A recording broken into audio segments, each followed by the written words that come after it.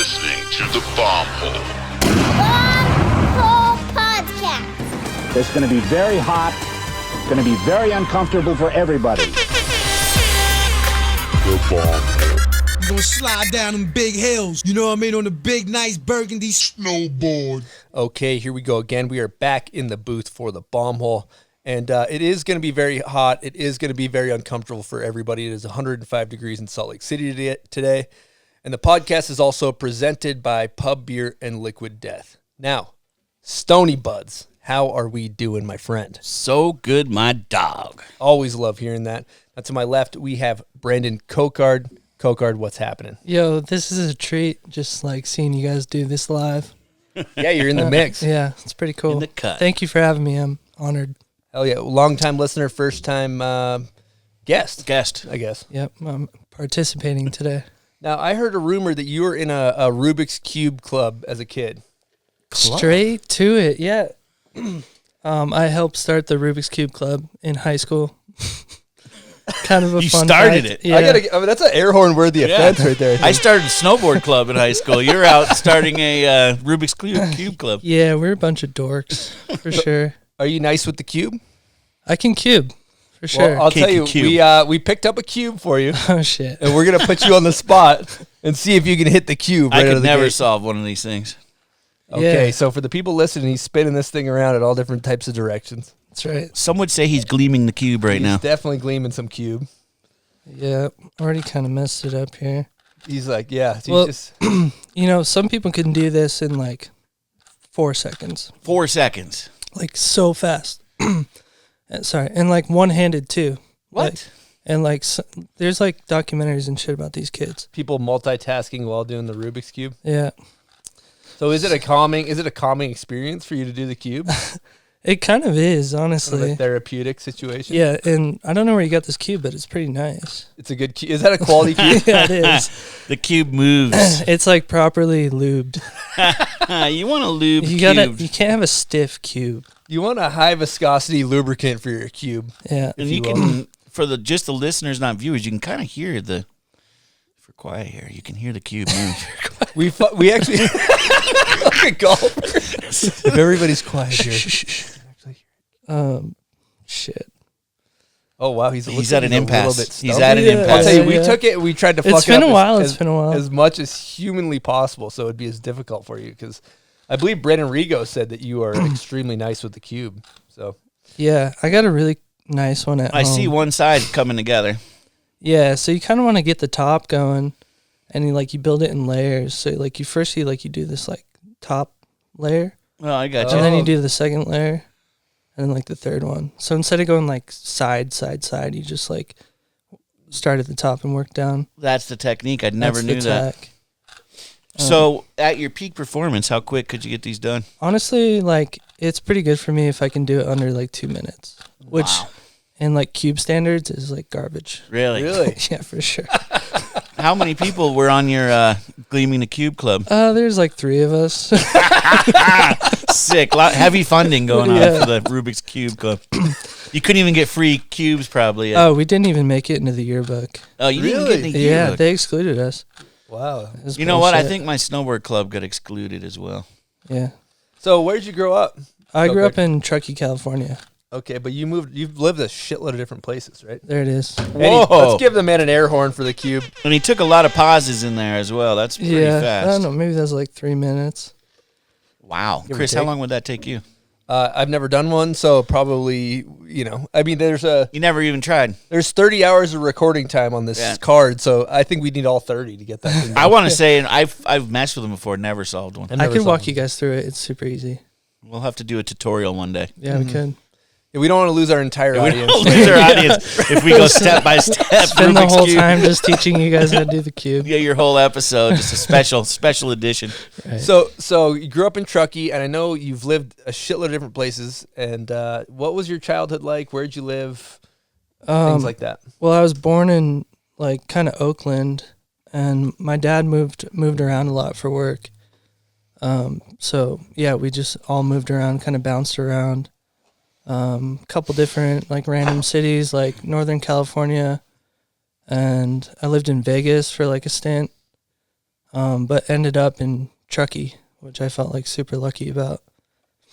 And yeah, just got really into snowboarding and was all about Truckee, like small town, mountain town. Loved it. Mm-hmm. Now, I know your dad was a lineman. Well, now, was he a lineman for a football league, or was he a linebacker? Like a linebacker? Yeah, he was a nose guard. No, he would like climb like power poles and fix the lines like in the storms.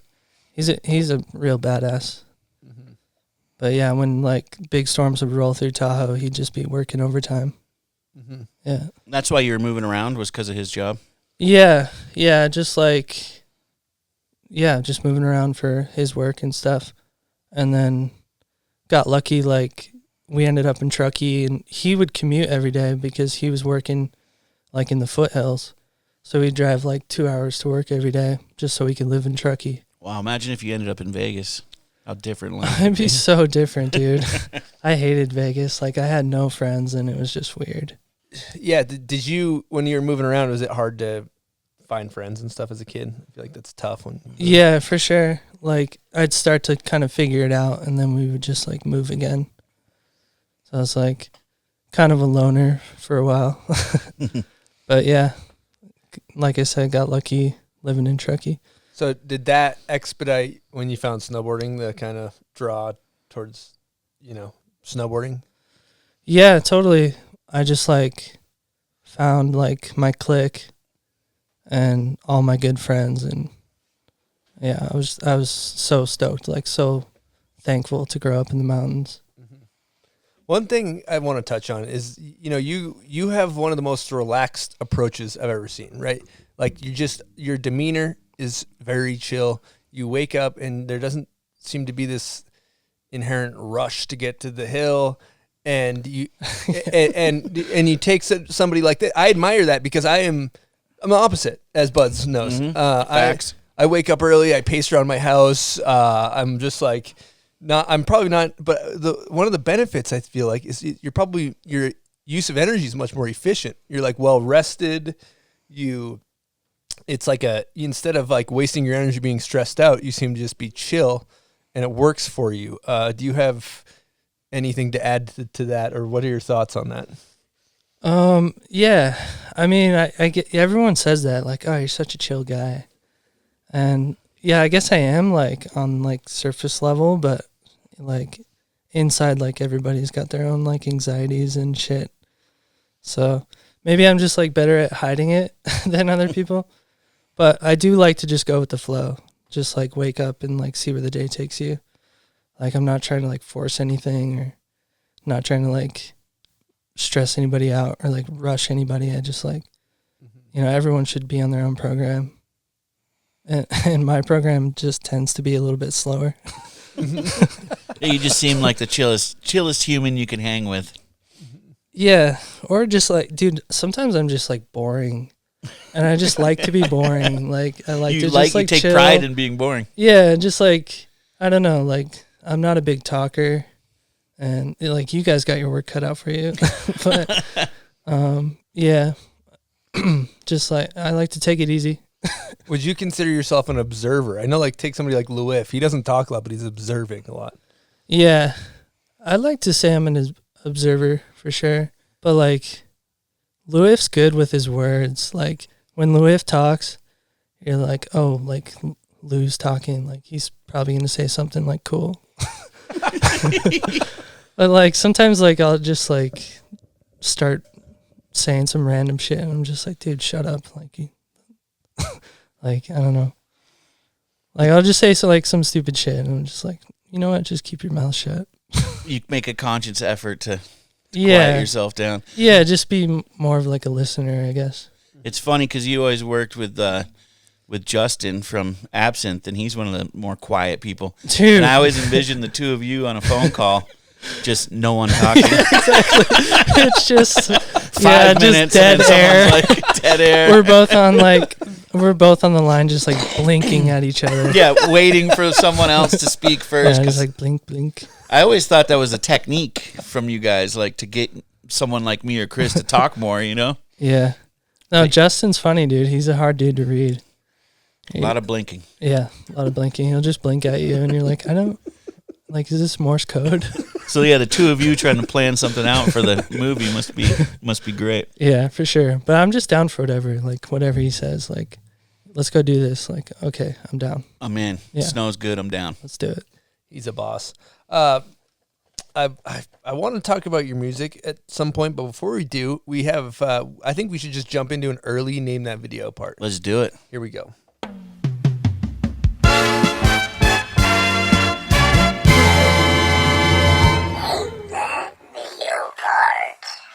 Okay. We're just throwing you right into the burning fire right away. Let's do it, boys. We needed the confidence 0 through 10. I'm just going to come out swinging with a 10. I always Good. love that. That's I our first love one that. of those, I think. Maybe. Respect. Yeah. Okay, here we go. That's Zima. That's my boy. That's Kale Z. Kale Zima. I give him an air horn, but we don't have it on this soundboard. Yeah, you got to call your shot. Like, if you're going to call your shot, like, fucking call your shot. Yeah. What was the movie? Oh, shit. Oh, that's DOA 2. That's correct. You know what? He just won. He wins. Yes. You got yourself I'm so a stoked prize right pack. now. Yo. We're giving you a bomb hole cooler Sick. filled with bomb hole merch. We got mugs, shirts, stickers, the whole 9, hats. I know you're a Cole guy, but we threw a couple bomb hole hats in there. I appreciate that. Thanks, guys. And I want to preface part 2 for the listener viewers of Name That Video part. The song was made by Cocard himself. And yeah, I guess you want to talk about that? Yeah, Chris hit me up to do like a cover of like one of my favorite video part songs. And we got a studio here in Salt Lake, so it was just pretty easy to pop in there and do a quick little track for you guys. Okay, here we go. This is an iconic part.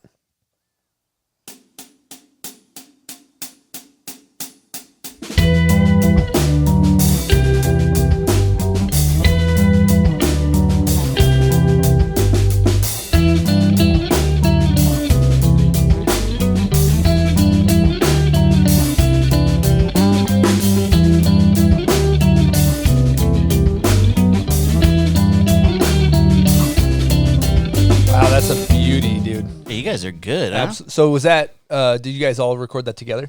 I asked my buddy Finn. He's like one of the sickest drummers in Salt Lake. Finn Harris, Jonas's brother. Okay.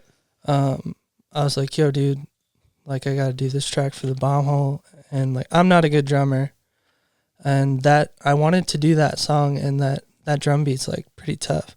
But he came in and just, like, did it first try. Like, no problem. And then I just filled in the bass line and then that little, like, guitar melody. But that's, like, one of my favorite, like, melodies of all time. Yeah, it sounded awesome. Thank you. Yeah, he's And it's one of my favorite parts of all time. Like, straight up. back when 16 was bumping. Yeah. And so if you can know what video part that is, which I'm sure a lot of you do, first person to comment on Cocard's picture on basically when the podcast comes out on Instagram gets a prize pack. And I think may throw some of your sponsor stuff. We'll throw some bomb hole merch, some pub beer, and Liquid Death merch in there as well. So thank you guys for playing in that video part.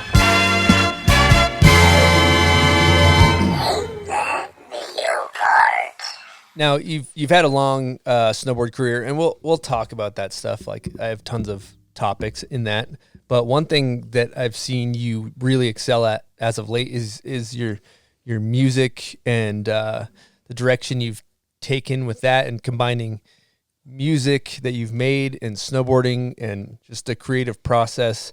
And one of the things you said in one of your projects was music and snowboarding share the same space in my brain. And I thought that was very eloquently put, and I would love for you to elaborate on exactly what that means. Yeah, well, it just kind of started like when I was getting into snowboarding. I was just as much into the writing as I was like the soundtrack in the movie. And I would like obsess over videos and like obsess over the writing and obsess over the soundtracks. And it was just like every aspect of it I was just like in love with. And it got to the point where I was like ripping off the audio from the DVDs and then just like burning CDs and like driving around in my car and like playing like the soundtrack. And yeah, it was just something I was into and got into playing music. And I was just like kind of stoked on all of it. And yeah, I don't know. Well, and then how would you describe the process of making music and how it compares to maybe the way you approach snowboarding and the fact that you make video parts and you kind of orchestrate a video part like an album or something like that, you know? Well, I will say that like when I said that, like they share the same part of my brain, like I get really similar feelings from like snowboarding or like a clip high, you know, you guys talk about that a lot. And then, but there's like if you play a show to like a bunch of people, like you play like a really good show to like a big crowd, like you get a very similar like high. You're just like, dude, that was so sick. Like, hell yeah. And it's like group effort too, you know, just like snowboarding where you're just like filmers, photographers. You're like, yo, thank you guys so much. Like I'm doing the same thing, like to our drummer and like guitarists and stuff. Just like, yo guys, that was so sick. Mm-hmm. And yeah, it's just like another form of adrenaline, I guess. Mm-hmm. Yeah. One thing I found that in life as you get older, I find myself chasing flow state, right? And it's like when you're riding a full top to bottom park run or something and you just, everything's hitting and you just like channel this, that you get into a flow. But I imagine, I don't play music, but I imagine playing music on stage where everybody's clicking. It's got to be a dimension of that that's very similar. It's the exact same thing. Like you're just so in the moment and you're like purely like reactionary. Like, cause you've practiced so much and you're just so used to playing those songs and like hitting the notes and like playing the riffs and stuff that it all just kind of comes to you. And you're not like thinking about it. You're just like 100% in the moment. Yeah. Anything. I mean, you can get that from a lot of things, but for me, I get it from like snowboarding and playing music. What's rad is people get the endorphins listening to music too. You know, music creates that same feeling. Totally. So you can deliver it to the listener and just get the whole crowd clicking too, like you were saying. Yeah. Listening to or watching Echo Chamber, your edit last year, it was more like you're making a score almost. So it's kind of. Yeah. I wonder, do you think about the music as you're snowboarding, like what you're going to put together, or do you just put it all together afterwards? Sometimes, I mean, I've never really scored anything. Like all the videos that we've made have always been like, we've done the soundtracks like after we film, or we've had like songs laying around where like, oh, this song will be good here. But I think the vibes match up because that's like we're snowboarding and playing music at the same time, and they're just like so cohesive that it can like when you put it together, it can look like, oh, they made it for this video. But I think that's just, I don't know. I think it just matches up like naturally. Yeah, it has a great vibe to it, that movie. Thank you. Kind of just a feel good. Yeah, my roommate Sam Tour, he made that video, and he just did such a good job. Like, dude, filmed a lot of cool B-roll. Yeah, definitely shouts to Sam. And all the writing and everything and the way it's visually put together. And we'll have the links in the show notes to that project and all your other projects for that matter. Now, one thing is fascinating. Another topic along these lines is like the creative process. I think we may have talked about it a little bit in Rav's episode and things like that, but I love, there's kind of a woo-woo thing around, oh, he's creative, and it's this thing like where it'll just like naturally comes to you. But I think that is kind of bullshit. Like it almost needs to be reframed in order to create a musical album or a song or write lyrics or write music. It seems like, I guess what I'm asking is more like, do you have to be diligent about being creative and like using your time properly in that manner? I mean, when you put like time restrictions on it, for sure. Like when we did EP, it was just like 1-2 week trip, and we're like, okay, we got to like write a bunch of songs and make sure we have like content for this video and film as much as we can. And it definitely just kind of like motivates you. Like you just get in the groove where you like snowboard all day and then come home and like write music and record and just like try to make something sick. And then same with Futuristic, like it was kind of the same idea as EP, but it was like 3 trips instead of 1. And but with Futuristic, we're like, okay, we want to like make like a full album, so we do have to kind of kick it into high gear and like write as many songs. I think we ended up with like 15 songs in like 3 trips, and then cut it down to like 10 or 11. I can't remember what ended up on that album. But yeah, sometimes you put like restrictions on yourself, and it just like forces you to like be creative, like be as creative as you possibly can in a short amount of time. Yeah, nothing motivates like a deadline. Yeah. Look at fucking real snow parts. Like I always Straight thought up. they used to be December. Like I want to say they were like December 30th or something. I think they were before the new year. And so you'd see people film like an entire fucking the best video part they've ever filmed. Why? Because there's a goddamn deadline and some money involved. But that That's a seems dangerous deadline. seriously, that's like seems like the most stressful thing ever. But yeah, going back, like something I admire about you is that you seem like your life is pretty simplified in the fact that like you snowboard and you put a lot of energy towards that, and you make music and you put a lot of energy towards that, and your friends and your loved ones and things like that. But it's like, it just seems like those two things occupy the majority of the space in your brain. Yeah, 100%. I'm definitely just like very snowboard focused, music focused, and then like friends and family focused. And I think everybody's got their things, you know, but those are just my things. Yeah, it's what makes me happy, and it's like what gets me out of bed. Mm-hmm. Do you actually write music?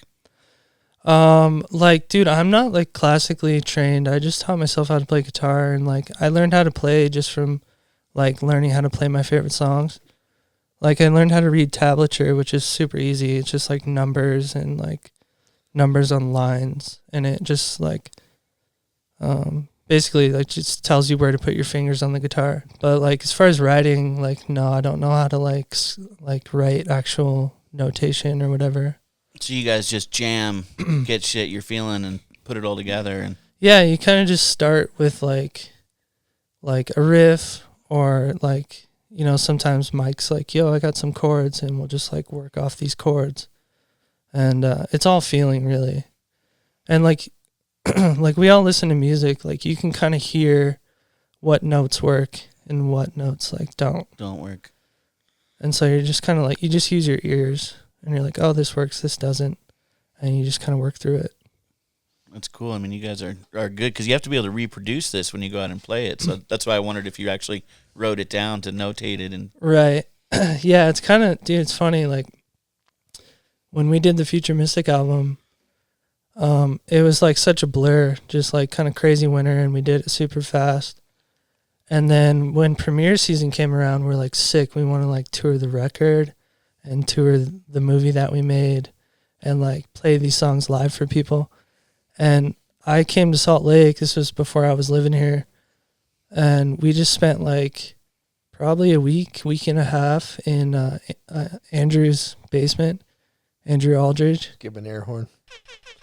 Yeah, and we just like relearned how to play all the songs just by listening to them. To and yourselves. Then, yeah, exactly. And then just like, oh yeah, this is how that's it what I goes. was wondering. And then it kind of like, it adapts too, because not everybody played on that record.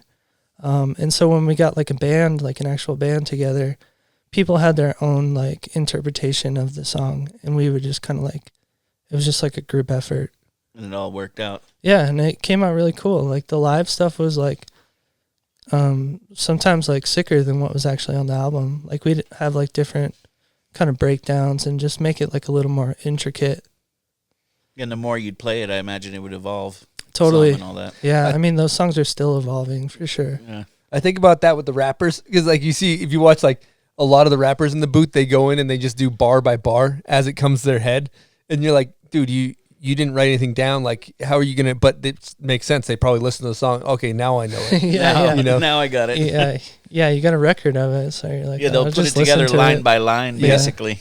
So going back earlier, you were saying it's kind of like a feeling in the way that you make music, and your approach to snowboarding, the way I've seen it in your more recent project you worked on, it's like seems like you show up. Maybe you go up to Grizzly Gulch. Maybe there's just kind of a feature that appears. You don't go with some strict game plan or some like. I'm assuming it seems like you just kind of go up and you find something and you get a clip, and it all seems very natural and organic. And I guess what I'm asking is, does your approach to music complement the way that you approach snowboarding in some senses? I think so, yeah. Like, they're pretty similar game plans, as in, like, there's not really a game plan. The plan is there is no plan. Yeah, Great plan. Exactly. Yeah, like, so many days last year, like, we just go up to Grizzly with, like, and shouts to Grizzly Gulch, because that place, that zone is so sick. Grizz and air horn.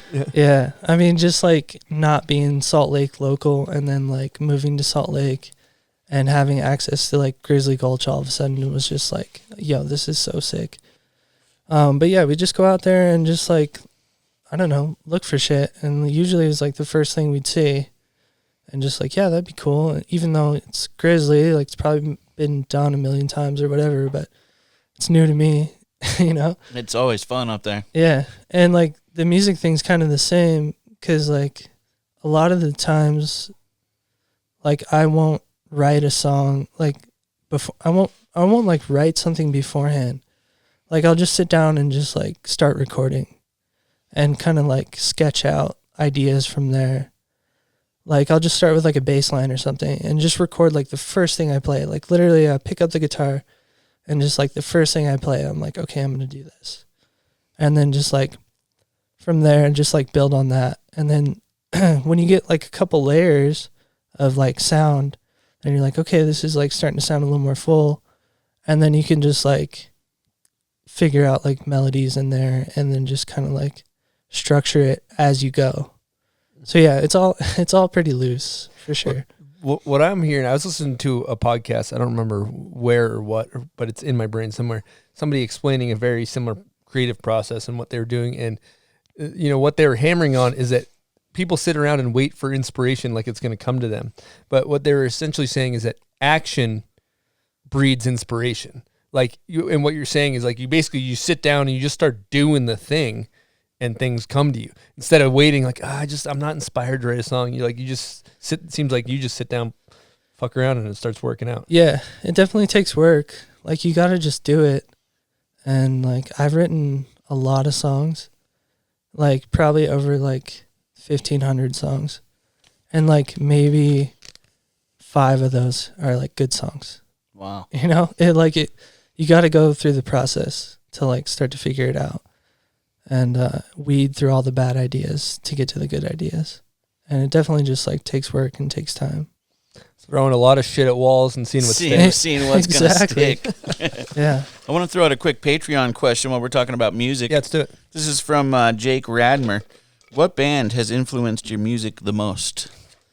Thanks for the question, Jake. I think like I was into a lot of different types of music when I was a kid, but when I really started to like dial it in, I found like kind of the indie rock sound of the Northwest, which is like Modest Mouse and like Pavement and like Built to Spill. Built to Spill's from Idaho, but similar vibe.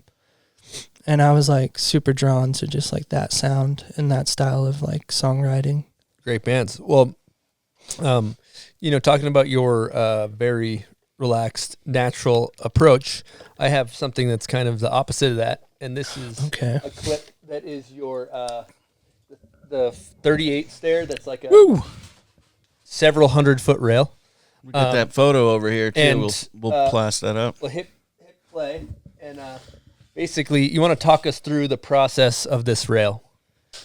Yeah. So that front lip was actually the second year that I went to that. And now I'm just watching it. That angle's kind of cool. But yeah, I was just like, it started as a joke because I was in Switzerland and I was there with like a crew of riders and the snow went to shit and we were like jumping and stuff, and the conditions got It was a bad. backcountry trip. I mean, Yeah. got it. And everybody bailed, and I was like, yo, I'm just gonna chill, like maybe we can find like some street shit. And so like David Vladica was like driving me around, and I was just like bothering him. I was like, yo, like take me to a down rail. And he'd like take me to another spot and be like, I don't know, like isn't there like a down rail? Like I was just like thinking like down rail, get a bunch of clips, just like something easy, and just like try to get like as much shit as we could. You wanted And- like a 25 stair, perfect down totally. bar, I just like dream. I don't know, something to just get a clip on A clipper 10. or 10. And so eventually he just got fed up, and he's like, all right, you want a fucking down rail? Like I'll take you to a down rail. And so we pull up to that thing, and I was just like, yo, like, do you have to do the whole thing? Or like, Can I jump off and get back on? yeah, or can you just like pack like snow on like the stairs and like do the last like 25 feet? And he's like, no, you got to do the whole thing. And so I was like, all right, fuck it. And at first I didn't even think it was possible. But I did the 50-50 that first year in like 10 tries or something, and was stoked. I was like, damn, that's sick. But 10 tries. That's crazy. That's sick. Well, yeah, it was. But the next year was like 3 days of That just sounds more So, like yeah, battling, dude. He had the bad expectation. Oh, this shit's going to be easy. Yeah, dog. 10 I did tries. 10 tries. Yeah. got it done in like an The- hour. The front first lip time. was a different story. I don't even remember the first 2 days. full blackout. Just like full blackout, and just like over 100 tries like per day, and just a lot of hiking upstairs. Yeah, it's and a like lot of stair climbing. trying not to get frustrated, you know, it's like mental battle for sure. I went back for the front lip. I was down to just like leave that rail alone. Just be like, yo, I'm good with the 50. But it turned out like a local kid had 50'd it already Before yours. before me. And his name's Fred Couder. And Give he's Fred an air horn. shouts to Yeah, that Fred. dude. He's a legend up there. But I heard that and I was like, fuck, dude. Like, because I was kind of thinking like legacy shit. Because when I did it, I didn't think it was a big deal. Like when I did the 50-50, I was like, like it's cool. Because I could only see like Shane's angle from the top. He did like fisheye from the top. And I was like, yeah, it's a cool shot, whatever. But then I saw Vlad's shot like at the premiere, and he was shooting 16 like from the road. And that's the shot that's in like the teaser and shit. And like people were just like tripping on it. And I was like, okay, this is cool. Like people like are really into this clip. And then I realized that, oh, someone else had done that. And I was like, well, I gotta go back. I gotta try to like front lip it. And so I was with Kale actually. And like Kale did not want to go to that spot. He's like, fuck that. And I was like, dude, let's just go look at it. He just knew it was going to be an event, like take 3 days of time. And, Yeah, I don't and know. a battle, a lot of drama. He knew more than I did, I thought. You like, thought 10 tries? Is I thought done. it was like, yo, let's just go grease this thing. And yeah, 3 days later, just still battling. But yeah, ended up with that front lip. I'm still not super happy with it because I'm like towards the end, I'm like tail slide. Like I was just thinking in my head, like, yo, just stay on this thing. Like I'm done. Like I do not want to hit this thing anymore. See, as a viewer, I don't even think that. Yeah, that's a make, and it's a beauty. I just think this is insane. I didn't even notice that there was any of that going on at the bottom. Yeah. And didn't you bring a celebration thing? Yeah. Vlad brought the champagne. He got champagne. On the third day, he was like, today's the day. And it like was the day. It was like 3 days of like driving to that spot. And that spot's 3 hours away from where we were staying. So each way 3 hours for 3 days. And it was, yeah, it was I just can see kind why of a Kale lot. was like kind of like Yeah, Kale He also got slaughtered on that thing. Slaughterhouse 9. did, dude. Dude, it was a full slaughter. Like you're going so fast on that rail, like when you jump on it. And he was doing front board.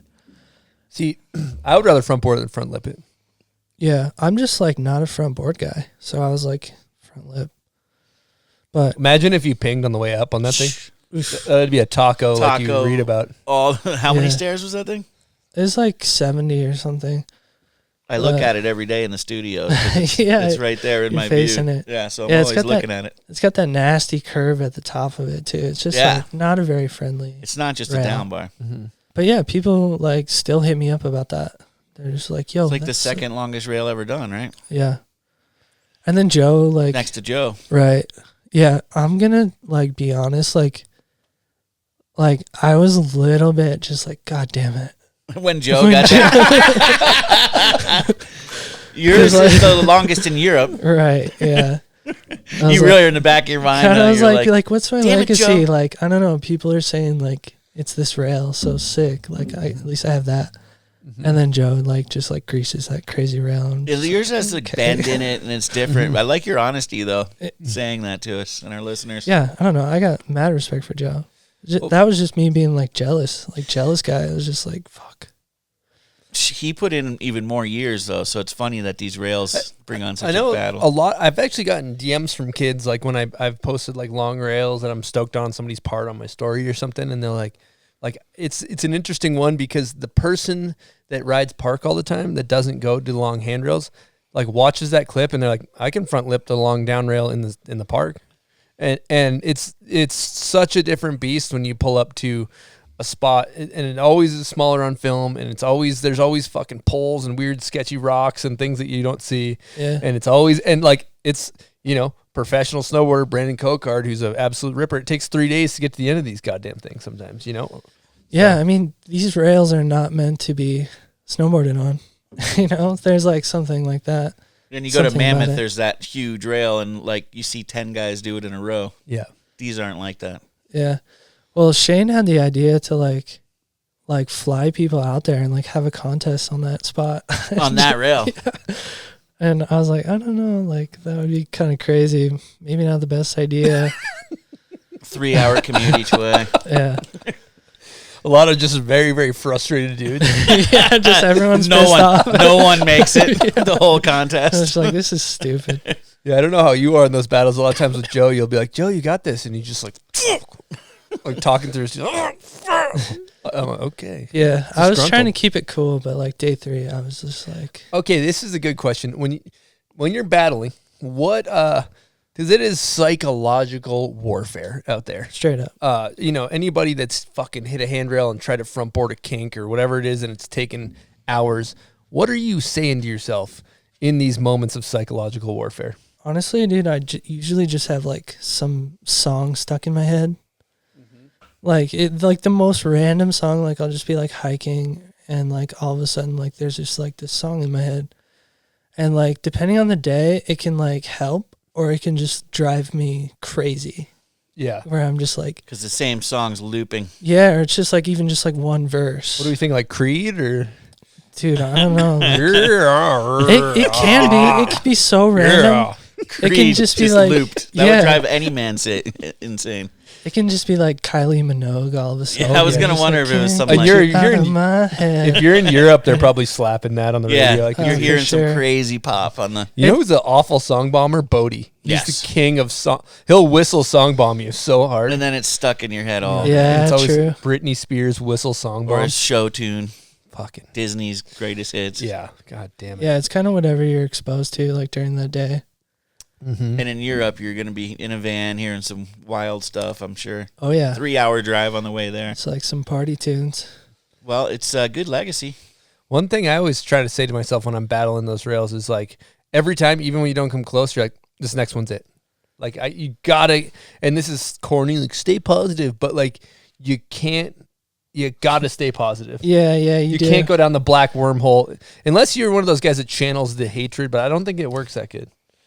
No, yeah, you can tell yourself like, yo, this is it. Like, yo, boys, this is it. You're like right here, I got this shit. And like, but like deep down, you're like, I don't think this is it. You gotta always say that. I always hear Chris be like, all right, right here. Right Next here. try. And then Next there's one. like a voice in your head that's just like, nah, dude, like you're struggling. And that voice is going to make you not do it, huh? Right. But Yeah. then sometimes like I said, you got to call your shot and like, go like 100% at whatever you're doing. So you're right. You got to call your shot and just be like, this is it right here. I got this shit. Let's go. And like when it works out, it's dope. And when it doesn't, you feel like an idiot. You're like, I just hyped up like my whole crew and that was like my worst try or whatever. Yeah. But you just got to, yeah, you're right. You got to keep telling yourself. The no matter what. That's the one I say to myself. No matter what. No matter what right here. I've said no matter what 90 times, but no matter what right here. This is the one, no matter what. You know what's another one? Sometimes I like try to get all fucking Zen master on them and like visualize like like myself going off the end of the rail. You're like the feeling of going off the end of the rail. Totally. And that like it doesn't help you actually normally. You're supposed to look through it, right? What I notice helps is to just like, because like when you're in the battle, you're just like, all you can think is like, get back up there, get strapped in, drop in. Like you just want to like go, go, go.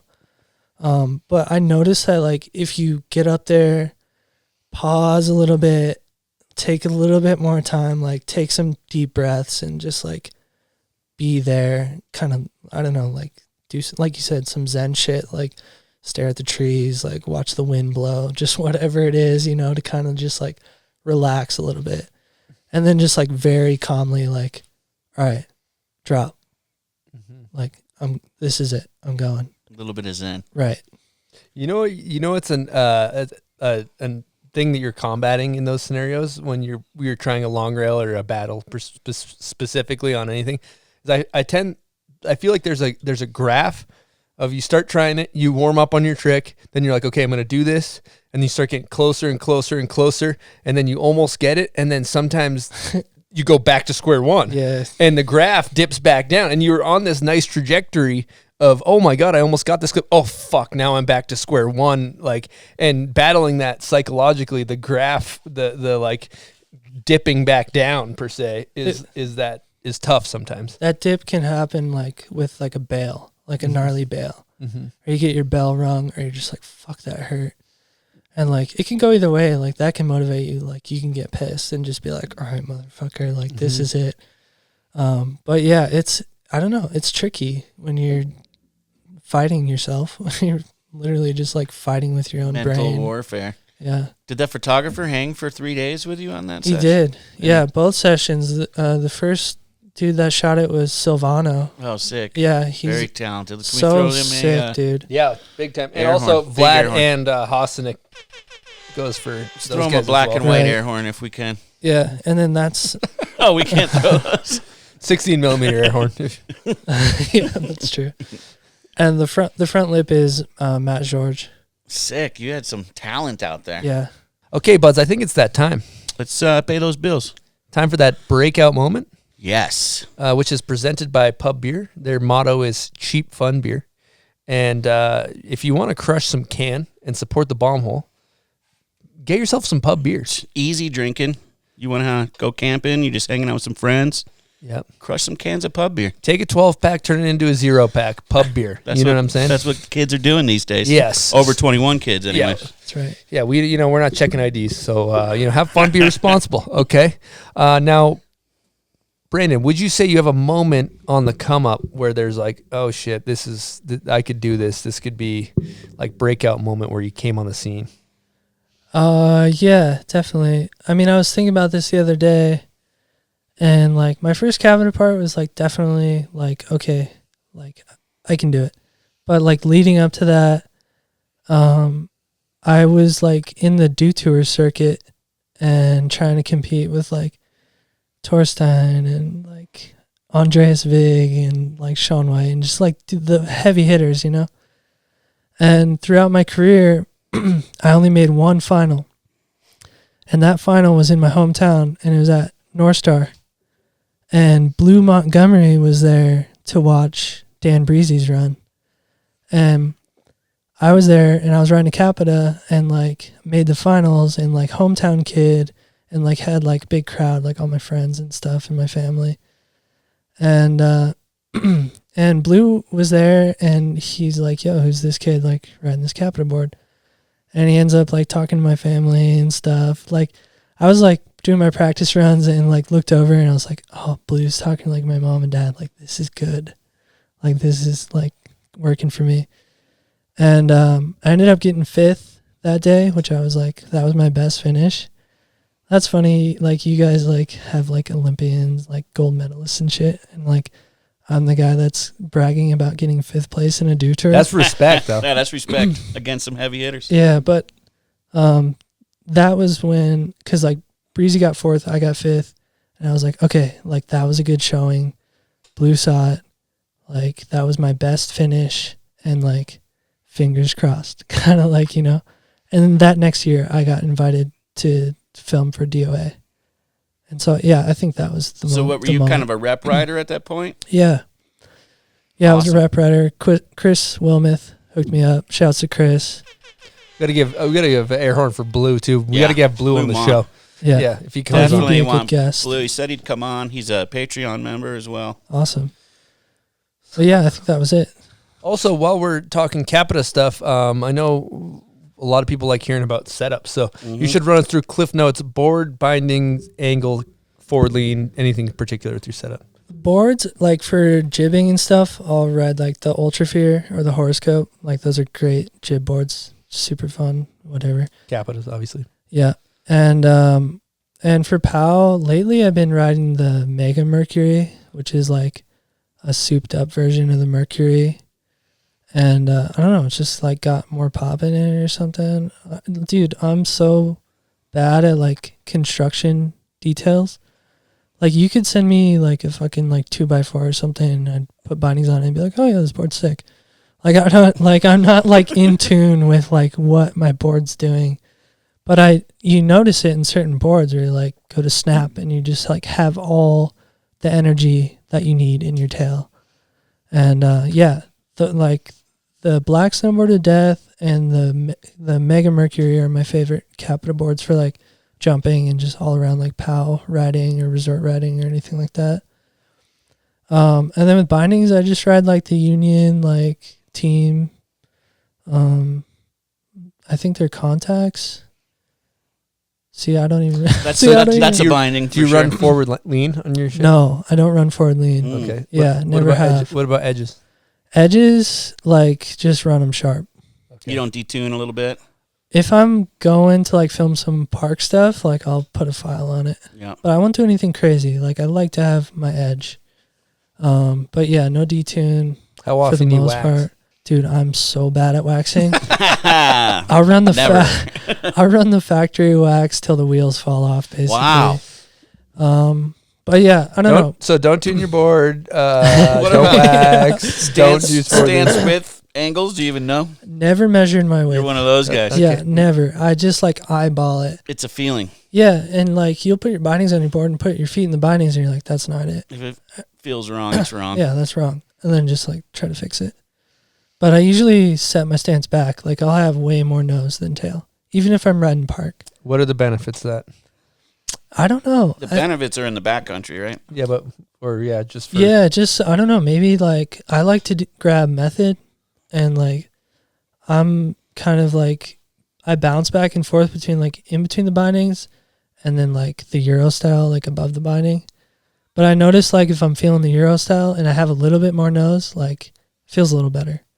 I don't know. So I'm not saying like I base my stance on like doing methods, but that's just like one thing that came to mind. When the kid's got a good method, we actually have some prints That's a good point, buds. of this guy doing a method over Chad's gap, which to me is an amazing. Probably the feat scariest for a trick you human. could do. Yeah, Besides maybe like a lawn dart. yeah. Yeah. I don't know. Like that day I didn't have anything else in my head besides like method. I think the first You ever think about fakie ollie by any chance? I heard that being thrown out. I think that's like Bodie's joke or something, dude. Like Bodie's claiming fakie ollie over Chad's. Over Chad's gap. Yeah. Okay, just want to check. But yeah, that just seemed right. As a classic jump and needed like a classic trick. And Stone was down there. I was like, Stone's a sucker for a good method. I am. Was that a method of the month? Yeah, it was. I think I remember that. I think it was. Yeah. I was honored by that. Yeah, it's Like, good. It's that's- hard to get them these days, so that yeah. was nice. Kids trying to come up, you want to like just kind of make your stock go up a little bit per se. Learn a good method. Yeah. Okay. You can make a career off of that. You really can. If you have the best method out of a crew of people, you're gonna shine. That's true. Yeah, if you can make that trick look good. Yeah, you got to have some good core strength for that one. You know what I think it might be time for? Spinning wheel of death. Shit. Yeah. We got to, we actually made a new... Oh, you cleaned the wheel. We need to do a jingle. I had Jules do the handwriting, so it's more... Oh, yeah, it's... Before, last episode, it was looking pretty It was basically squirrely. chicken scratch. Welcome to the liquid death. Death, death, death. Spinning wheel of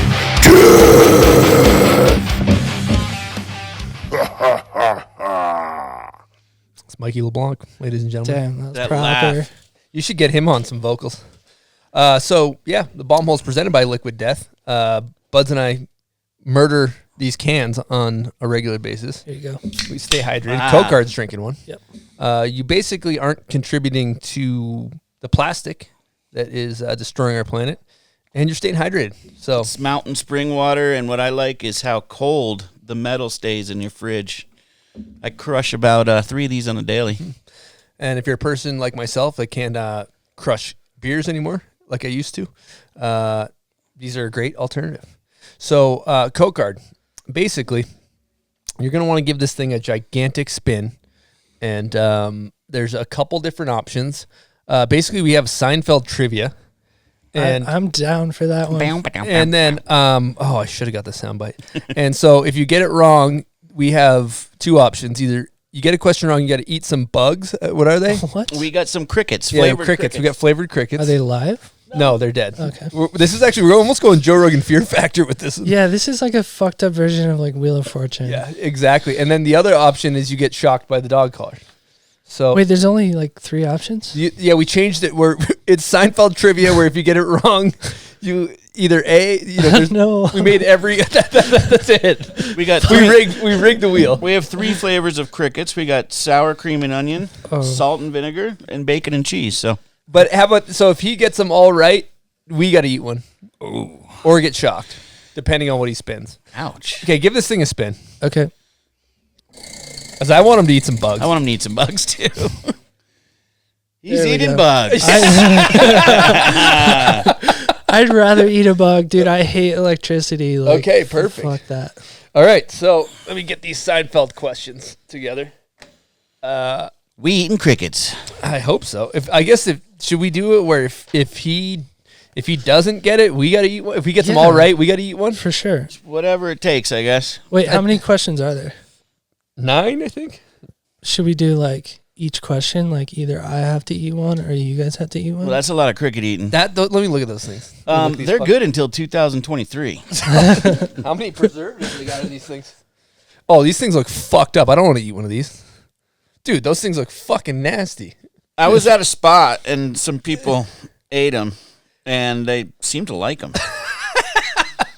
It says the other green meat, Okay. and there's a rump, a flank, a drumstick, a breast. At the end, if you I get think them all right, we'll eat one. Okay. Yeah, we're not going to go every. And if that's you a get lot it of wrong, cricket eating. you got to eat one. Okay. Just one. Okay. and then, but if you like it, you can eat more. All right. I don't Yeah. think I'm going to like it. Okay. You So can check them out. these questions aren't that hard.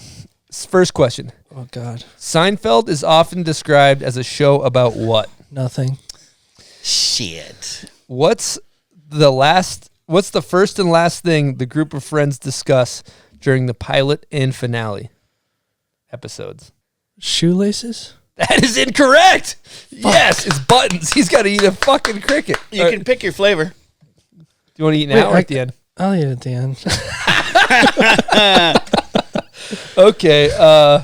So glad he got that wrong. Damn it. Wait, what is it? The correct Buttons. answer is buttons. You're I knew it close. was something stupid. What's the name of the coffee shop where Jerry and his friends spend a lot of their time? Monks.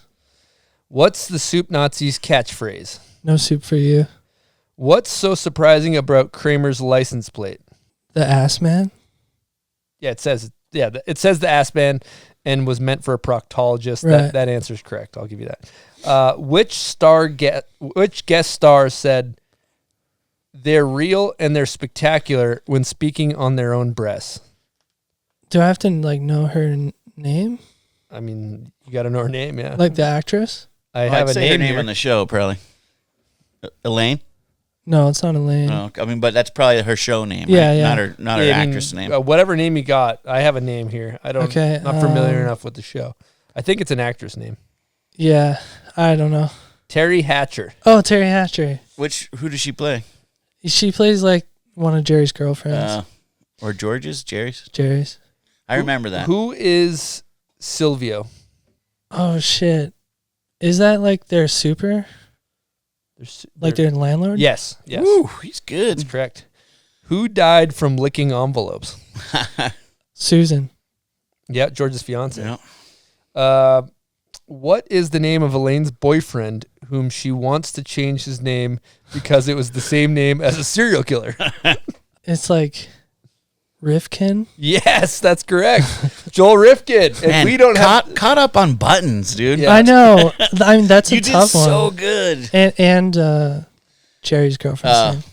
Yeah, I'm so glad we don't have to eat We any got 3 crickets. flavors. Yeah. You only got to eat one. Right. You're going if for- we played it my way, We all you would. guys would have had to eat like 8 crickets. Yeah, see, that's a tough business right there. I mean, And who knows? You might like him. You might. For the listeners, I'm going salt and vinegar. We're going Kind salt of and always vinegar. been a salt and vinegar guy. Oh, he's a big salt and vinegar guy. Okay, noted.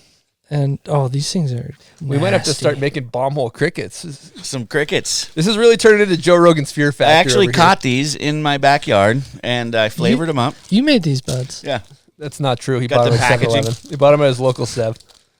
We might start doing all kinds of like we go full Fear Factor. We Full start Fear We Factor. start having to put your hand in like a box full of spiders on the show and shit like See if a that. scorpion bites you or You gotta not. lay down in a snake pit mid episode. We'll build a liquid dead coffin. You guys got to come up with some cash though, because they do that shit for like $100,000 or whatever. Do you have chaser maybe? All right, this thing's like looking me in the eyes. Do you have a chaser? A drink for after? Yeah, I got like 4 drinks over Some here. liquid death to got wash about- your cricket down. He's got about 3 gallons of coffee pulsing through his veins at It's this point. true. I'm jacked. All right. Cricket time. Cricket down the hat.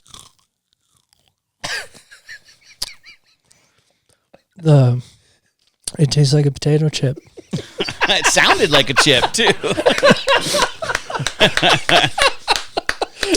I mean, I don't know about the salt and vinegar flavor. Maybe sour cream and onions a little better. I'm not sure. Wow, thanks guys. Appreciate that. You had the funniest look on your face while you were eating it, and the crunch was great. Tastes like a potato chip. Or they're not that bad, huh? They're not good, not great. You know what I found with eating weird stuff, like when you're traveling, is you just got to not think about what you're snacking on. You Yeah. get caught up on it, and Key is to not think. yeah. So, yeah. Moving on. Moving on from the crickets. So I think we should maybe pivot right now. Yeah. Yeah. Speaking of pivot, Cocard, since he's a viewer of the show, knows that we like to absolutely beat the brakes off the word pivot. He's washing down that cricket with a little coffee. Yeah. It's like hanging out in my teeth. Those little Jiminy Cricket legs. Do you see that? Is there a protein count on the back of that one? Yeah, do they have the facts on those things? Like, They're is there clocking Yeah, fat? they do. Do they really? Yeah. How many grams of sugar? There's Point 0.1014. 4.3 calories. Oh, okay. 0.67 grams of protein. So yeah, you could eat quite a few of those if you're hard up on some protein. But the serving size is per container. So to get that much protein, you got to eat all those motherfuckers. Oh, it's for the whole container. Yeah. It also says if you have a shellfish allergy, stay away. That's kind of funny with crickets. I didn't know they fell in that You guys category. are lucky. I don't have a shellfish Oh, allergy, so dude. swell all Just up. like anaphylactic cricket. shock over here. You know who has one of those? Luif. Luif, Oh, we we- have to go EpiPen to the we neck. got to remember One of those. that when Louis comes down. Okay, so we got a special little snippet from Cocard he sent over himself. That is kind of a tribute to how much we like to beat the brakes off of pivot. Here we go. Yes! Oh, here we go. Pivot! Pivot! Pivot! Pivot! Pivot! Pivot! Shut up! Shut up! Shut up! There you go. Pivot. Pivot! That's You guys definitely some of our listeners are probably thinking that. Shut up. Yeah, exactly. You got to put that in the soundboard. Oh yeah. Pivot. Well, I think it's time to pivot. Let's piv. Yeah, it seems like with your career, you were snowboarding, filming parts with Capita for a long time, and DOA 1, DOA 2, Absinthe. You filmed a bunch of amazing video parts. Did a bunch of amazing tricks, all that stuff, and then like you kind of reinvented yourself when you started like kind of incorporating your music and stuff. And not to go back down that rabbit hole completely, but like I thought it was really cool. Like, did you feel that shift in your riding, and did it gain more? Like, did you become more excited about your riding when you kind of had this shift where you started incorporating music with your riding and making music, and kind of what role did that play in your career?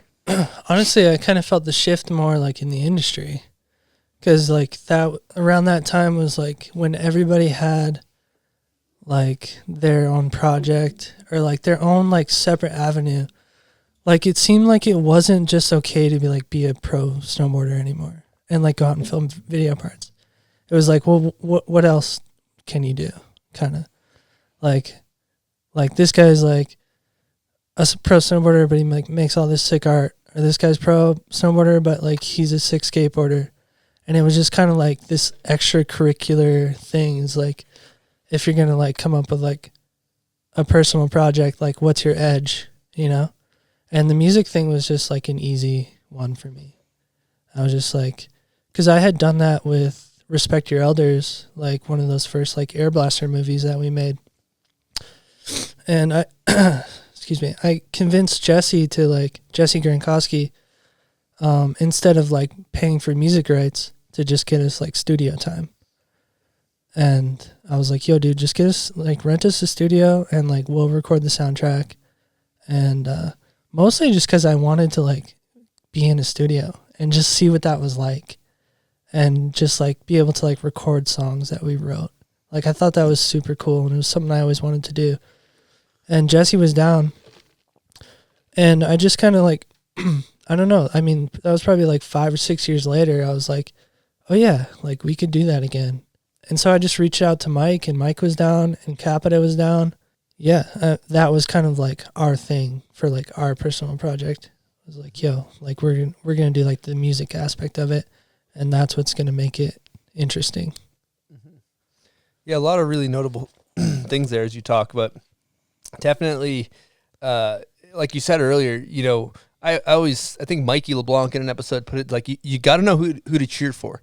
And everybody's good at doing tricks. And when it comes to like snowboarding or skateboarding, you're kind of buying into a lifestyle of who you root for. And so there's a lot of skateboarders who I love their tricks, or snowboarders that love their tricks, but I'm not drawn to them off the board as much. And I think that, in this day and age, like, somebody being interested in somebody's personality or what they do off a board is important. Like you want to be interested in that person, and that it is cool to like, showcase those things that make somebody interesting aside from their ability to do a backflip, Yeah, totally. Like, just for people to be able to identify with your snowboarding, and then like you said, like on a more personal level, you're like, oh, this dude's like also into this shit, like I'm into that too, or whatever it is, And yeah, it just makes it more interesting. And there's like less of like a superhero aspect to it, humanizes them. Yeah, for sure. Like strips it down to where you're like, oh, these guys are just like normal dudes. Like, you felt like the industry demanded it of you too, huh? Little bit. Yeah. To stay relevant. It's just like what everybody was doing. And like not, there weren't like a lot of film projects anymore. And like instead of just like having like your run of the mill like webisode or something, or just like, yo, we're snowboarding, like we're fucking sick. Like wanted to just like, I don't know, make something kind of different. Mm-hmm. And the whole music aspect of it, I think just, I don't know, gives it like a different flavor. Like it gives it a really cool vibe. Yeah, we were into it. But yeah, I mean, when I was a kid and like looking up to like Kevin Jones and like Peter Line, like those guys were superheroes, like literal like superheroes. And It wasn't until like Robot Food came out and like some of those movies where I was like, oh, like these guys are actually like human. You know, they're just like goofy dudes, like grown ass kids, just like playing around in the mountains and just having a good time.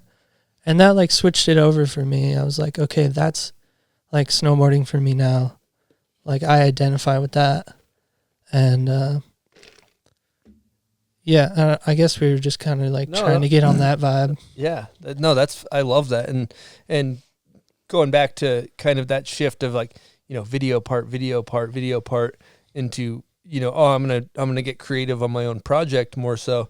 You know, what I've seen in a lot of the people that I look up to and admire in snowboarding, the men and women that have had a lot of longevity in their career, is there's an ability to keep reinventing themselves, to keep doing something new and fresh and not become stagnant, and keeping people guessing and you know, oh, this guy's a street guy, but he got better at this aspect of snowboarding, or he changed this project, or he changed this shit up. And I that's like such a huge thing for people to realize in their careers, is like, don't be afraid to fucking switch up your whole program and like, you know, crinkle up the script and make a new one, you know? Yeah, totally. I was definitely at that point because I had done like, I don't know, maybe 5 or 6 Absinthe parts. It might be 5, but I was just like, damn, like I'm getting kind of late in my career. Like I was so thankful to Absinthe for like everything I learned from those guys, and just like riding and filming with all those dudes was just like legendary for me. I was just like, wow, to be a part of that. But they're definitely like, that time came to like, yo, you got to like do something new and like take a chance and like take a risk. And luckily like Capita was backing me on that. And so was like Mike, and just like that crew was just down to like try something. And yeah, EP kind of happened and people were stoked on it, and we're like, yo, maybe we got something here. And just kind of kept it rolling. Now, right before this time period, I do remember one thing as a friend of yours and just being around the mix, is that you were riding for Air Blaster for a long time, and you seemed like you were part of the foundation of what the whole brand was built on. And it seemed like out of nowhere, they swiped the rug out from under you and just dropped you. And I remember at that time, I was just like, I was fucking pissed. I was like, this is fucking whack, dude. Like, these guys who are all about family and fun and friends, like, and I'm sure there's two sides to every story, but you know, and I know you took that was a difficult time for you as well. But yeah, I always thought that was kind of a whack move on their part. Yeah, Air Blaster was like my identity for a while. It was like a part of who I was. Like when I was trying to make it in snowboarding and stuff, that was like my dream sponsor. It was like Air Blaster and Capita were just like top of the list. And when I got on with Air Blaster, I was just tripping. I was like, yo, like Travis Parker's like my fucking hero. Like Travis is king. And like now I'm riding for his company, and I got to meet like Jesse and just like everybody, and it just like felt like family and just like super tight knit crew. And dude, those trips were like all time, like those film trips, like we had so much fun. And there's just like so many good memories and experiences like that I had. So yeah, when that happened, like literally, like dude, Jesse called me and was like, yo dude, like it's over, like you're like the ride's over kind of. And I thought he was kidding, like, cause I just had like a good season, and like I was able to negotiate like, you know, some good contracts with them, and I thought they were stoked. And maybe I just like got too cocky, honestly, to where like I wasn't doing enough for them. But yeah, it just seemed like I got that call and I was just like, damn, dude, like what the fuck? I thought it was kind of over, like the whole thing was over. Like I called Capita and I was like, yo, is it over? Like whoa. Straight up, like I was tripping, dude. And they're like, no, we got your back, like it's all good. And yeah, it kind of hurt, dude. It felt like a breakup.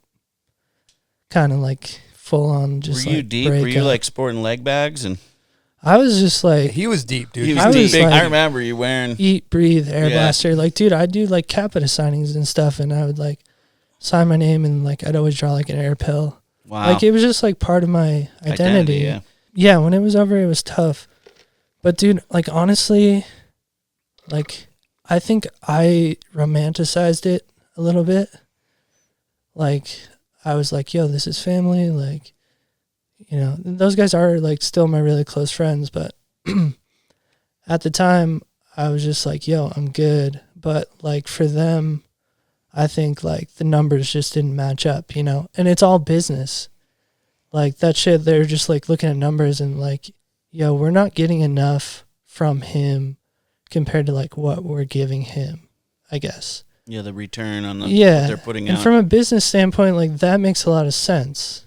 So it's just like, but it was hard to understand at the time because, like I said, like I had romanticized it or whatever. Like, yo, like Air Blaster is like my family and like that, but it's not like that. Your you know, family it's until just the not. numbers don't work out. Yeah, yeah. And I kind of like took that as like a learning experience. I was like, yo, like don't get it twisted. Like I got it twisted.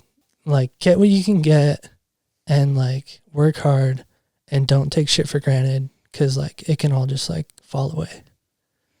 Yeah, you got to remember with these brands, there's always a dude with a calculator in a room. Yeah, yeah, totally. Well, and also the way we learn as humans is from our failures. Like that's why it sucks when, you know, the thing that holds a lot of people back is the fear of failure, fear of failing. But the only time you learn anything, like you don't learn shit from when you fucking win. You don't learn shit from when you succeed. You learn shit from when you fall on your face. And so going back to what you just said about, you know, like the things, as I'm hearing you talk, I'm thinking to myself, well, like you found yourself, you found your lane, and Air Blaster was your identity. And so you were able to kind of on your own, you had to get broken down, get your ego broken down. Cause that's I've been dropped by companies. It's a huge ego jab, right? It's like, Yeah. it fully breaks down your whole like self-worth because your self-worth is attached to your brands and things. And you have to like kind of fucking struggle with your own identity for a little while. And then you kind of come out. It's the same thing if you get fired from your job, or you can apply this, you know, it doesn't have to be just snowboard applications, but when you get, you know, you get broken up by your girlfriend, or, you know, dropped by a company or fired or whatever, and then your ego gets broken down, you have to take a look in the mirror, take some accountability. And the fact that you're able to, the way you frame that, there's so many different ways you can frame it. Oh, fuck that, I was just a number on a sheet. But you're like, I needed to go through that. And that's where we learn the most, and look at where it led you. You know, it's like the worst things that happen to you tend to be the best things that happen to you. I found in life. Yeah, 100%. And like Jesse, he was like, "Oh, dude, like you're killing it. Like you'll find somebody, basically." But like 5 years later, like still don't have. This was 5 years ago. Yeah, But you did recreate yourself, and yeah, totally. and here you are today. And you know? it definitely like lit a fire under my ass. I was just like, "Yo, like I gotta work hard. Like this shit's fragile. Mm-hmm. Like I gotta keep my head down and just like go." And that's a good little wake up to have, because if you're in the realm of never getting dropped by sponsors, always getting the checks that show up for 10 years, you forget the shit comes to an end. There is an expiration date on these contracts. Yeah, dude. That shit is fucking. So if you're not like, and if you're not reinventing yourself, which thus keeps it exciting, and you're clinging on for a check, you're not doing it for the love, then all those fucking things start hitting the floor. Yeah. Seems like. And it's just a matter of time. Yeah, it's just a matter of time. Yeah, and just realizing like, dude, at the end of the day, it's all business. But on the flip side, how did Absinthe take you, making your departure from them after 5 year stint? Absinthe? Yeah, were they chill? Yeah, because Capita was flipping the bill for that. Oh, okay. Yeah. So that's the other thing. Is And like, they were used to you doing the Capita movies anyways, here and there. Yeah, I mean, there was only 2, so I was like mostly Absinthe like my whole career. And so they were okay when you decided to branch off and do your own projects? And I think so. Yeah, Justin and I are like pretty close, and like I was still going on the tours with them because I Sick. was like doing the Easy Giant stuff, and like yeah, we're all just like I was just helping out where I could. that's cool. Yeah. And Easy Giant was a huge part of their Euro tours, huh? Hell yeah, dude! Like that shit went off. Yeah, it seemed like it. Okay, we have a perfect guest question along the lines of exactly what we're talking about. via the Absinthe tour and Absinthe in general. And this comes from none other than Mark Dangler, who we'll just hit with a quick. I asked Capita, I was like, are you guys going to sponsor the show? He's like, I'm a Patreon member. I said, okay, all right. You know what? I appreciate that. So we appreciate, there's a couple of them. We appreciate the Patreon members out there. Also, Mark Dangler, big Buffalo Bills fan. Does he dangle? I don't think he's a hockey guy, but imagine if you're Canadian and you're a hockey player, your last name was Dangler. Dude, it would be a whole marketing thing out there. He's got a daughter. I would push for her to be a hockey player and just get really good at stick handling. Is there a women's pro hockey league? I know there's some type of league. I'm not super. Let's push for that. Okay, and this is a question from Dangler. Hey, Bombhole. Mark Dangler here with a question for Brandon. Brandon, I'm curious about the Absinthe tour that you did playing with Easy Giant. It just seemed like a really cool experience that you guys went over there and played all the shows and did the full tour, providing, live music every night after the movie played. And so I'm wondering what you had as a highlight from that experience. Did you have a favorite venue, a favorite city, a favorite crowd, or a favorite show? And just kind of the overall experience of doing the Absinthe tour from a music perspective. So look forward to hearing it and have a great show. Take care, guys. Shouts to Mark. He's like the best team manager I've ever had. He's all time, dude. I'm sure he's going to be. He's got a contract coming up or what? Yeah. That kid's got a contract too here in about a month. Fact, I do. Best TM ever, man. God, he is I like his new haircut he got. He's just looking He's good. so handsome, He's a too. solid guy. Boy, can that guy dangle. He's funny. He's a good dangler as well. Like, I had been playing shows at premieres pretty much like my whole snowboard career. I would just use it as an opportunity, like, to play music for people. Because, like, a bunch of people are going to come see the snowboard video, like, the whole snowboard community, whatever. But if you're a band and you're starting out and no one knows who the fuck you are, no one's going to come see your band. So it's like, yo, let's just, like, piggyback these, like, premieres and play music for unsuspecting people. But, like, it's kind of like a wedding singer moment where you're like, well, I have the microphone and you have to listen to every goddamn word I have to say. That's smart. That's a smart move. So it started from like that kind of idea, and then it of course just evolved like, yo, what if we could get the band to Europe and do the premiere tour over there? And I hit up Vlad and he was down. He was like, yeah, dude, you just have to like fly over here like everyone else, to just like pay for their airfare. And then once you're here, like we'll pay you, we'll pay the band, and we can backline like everything and just make it easy for you guys. I think the listeners need to realize too that these tours in Europe are big wild. Deal. Yeah, they're not just like no, like the Absinthe tours have been going on as long as Absinthe has been making movies, and it's like an annual event for the people of those cities. Like people look forward to it like all year because it just goes off. It's a heavy turnout, right? Yeah, it's just like a crazy party, and like all like your heroes are there basically, like the Euro side of Absinthe. And yeah, it's just wild. But anyways, we were able to like figure it out. Like I ended up riding for a local clothing sponsor. I was like, yo, I'll ride for you guys if you fly my band to Europe. The whole band, not even just you. Yeah. And it was like 5 G's or something. And which is like kind of like, standard contract. But I was like, yo, let's like make it 2 years and like I'll rep like your clothing and stuff, and as far as the tour goes, like we'll put like a logo on the bus and stuff, and like I'll make you a video and like ride up. Sold the shit out of it. I was like, and they were just like down. They're like, all right, sick. So we got the whole band to Europe, and it just like proceeded to just be like mayhem, like absolute craziness, dude. I called it like the Rockstar Simulator. Because, like, you're in Europe, you're traveling to all these different cities, like, via bus. Like, you had your legit own bus for the tour band? bus. No, we were on the same bus, like, with all the riders and stuff. And, and yeah, if you just, like, kind of close your eyes and just, like, pretend, like, all the people are, like, there to see your band and shit. It was, like, straight up, like, Rockstar Simulator. But we played some shows that were like over 1,000 people. And like, I don't know if anyone was really feeling us or whatever, but we got invited back the next year. The next year, Absinthe paid for the tickets. I think if you got invited back, people are feeling. I think we did. Easy Giant's it's a very legitimate band. Because you hear it's everybody not just like talking about it too. my Right. homies like garage band. It's like a very legit band. Yeah, if you look them up on Spotify, I mean, they got like over 2 million plays on some songs, which is like legit. That's huge. Dude, I was watching like the NBA the other day, and it was like after one of the Lakers games, there was like a Chipotle commercial with the Easy Giant song. Really? In it. I was like, yo, Chris is killing it. Like, thinking in my head, like, when's the next world tour? Like, let's go. Like, this is going to be sick.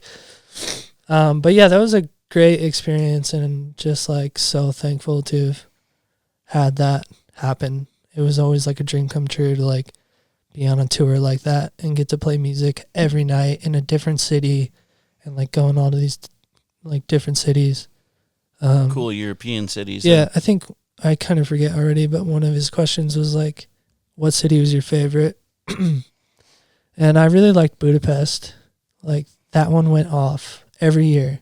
Like, that was one of the best stops. Just like the people that would host it just like knew what we wanted and knew we wanted to party and just made it fun. And the clubs there are really sick too. I have a question for you. Who's your favorite person to party with on those tours? John Jackson. He's like, he's the professional partier. He's the Pied Piper of like partying. The Pied Piper like of we're party. Straight up. He's got the Great flute nickname. and he's dancing around, and we're just like a bunch of rats, just like following Wherever he's around going, and whatever just he's like, doing. Let's go. Yeah, he's a good facilitator.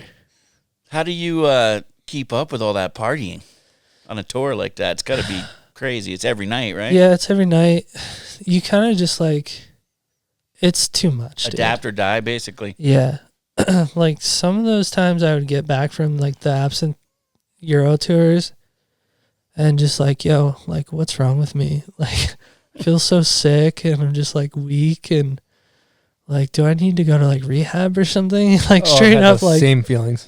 dude, just like you get back and you're just like, oh, my liver. What is it, like a month Yeah, it's about a month. of just every other day, every day? Yeah, it's like 30 days straight. We would usually do like 15 to 20 in Europe and then like another 15 in the US. And the bus driver drives while you sleep, right?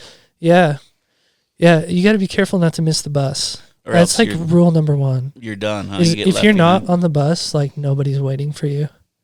And so it's just like you can be like so partied out, just like whatever, getting free drinks and people yelling in your face all night, but you got to keep like an eye on the clock. Like, what time is it usually leaving? Usually around like 2:30 or 3. Oh, so you could be having the night of your life, and who knows where the night's taking you. It depends. You got to pay attention though, because it depends on the drive. Because you got to be in the next city the next day, and if it's like 6 hour, 7 hour drive, you're leaving that night. But sometimes the bus would just like stay overnight, and you're just like, then it's like, fuck, like where is the bus? Like I know it's here. Just got to find it. Yeah. Well, the funny thing about that situation is like before you go to a tour like that, you're like, I am so fired up for this tour. This is going to be the best tour of my life, right? Fast forward like 10 days in, and you're like, okay, I've gotten blacked out drunk for 10 days in a row, and I haven't gotten any exercise, and I've woken up and done signings, and I'm pretty sure that the only way my body functions properly is if I pour more booze into it, and I think I'm withering away, and I am depressed, but if I drink, it goes away temporarily. And then you're happy. And then you're happy. And it's like, you know, if you're partying the way those things are set up, like the tour's set up, like it is fucking, you're just, I don't think a human body's meant for that. Yeah. It's not. And I think about like big bands who have like made it. Like, dude, think about like the Stones or something. It's like, how are those guys still alive? Just life on tour. Yeah. Watch the Motley Crue documentary. Yeah. So good. It's so good. On Netflix. That's a good book too. Dirt.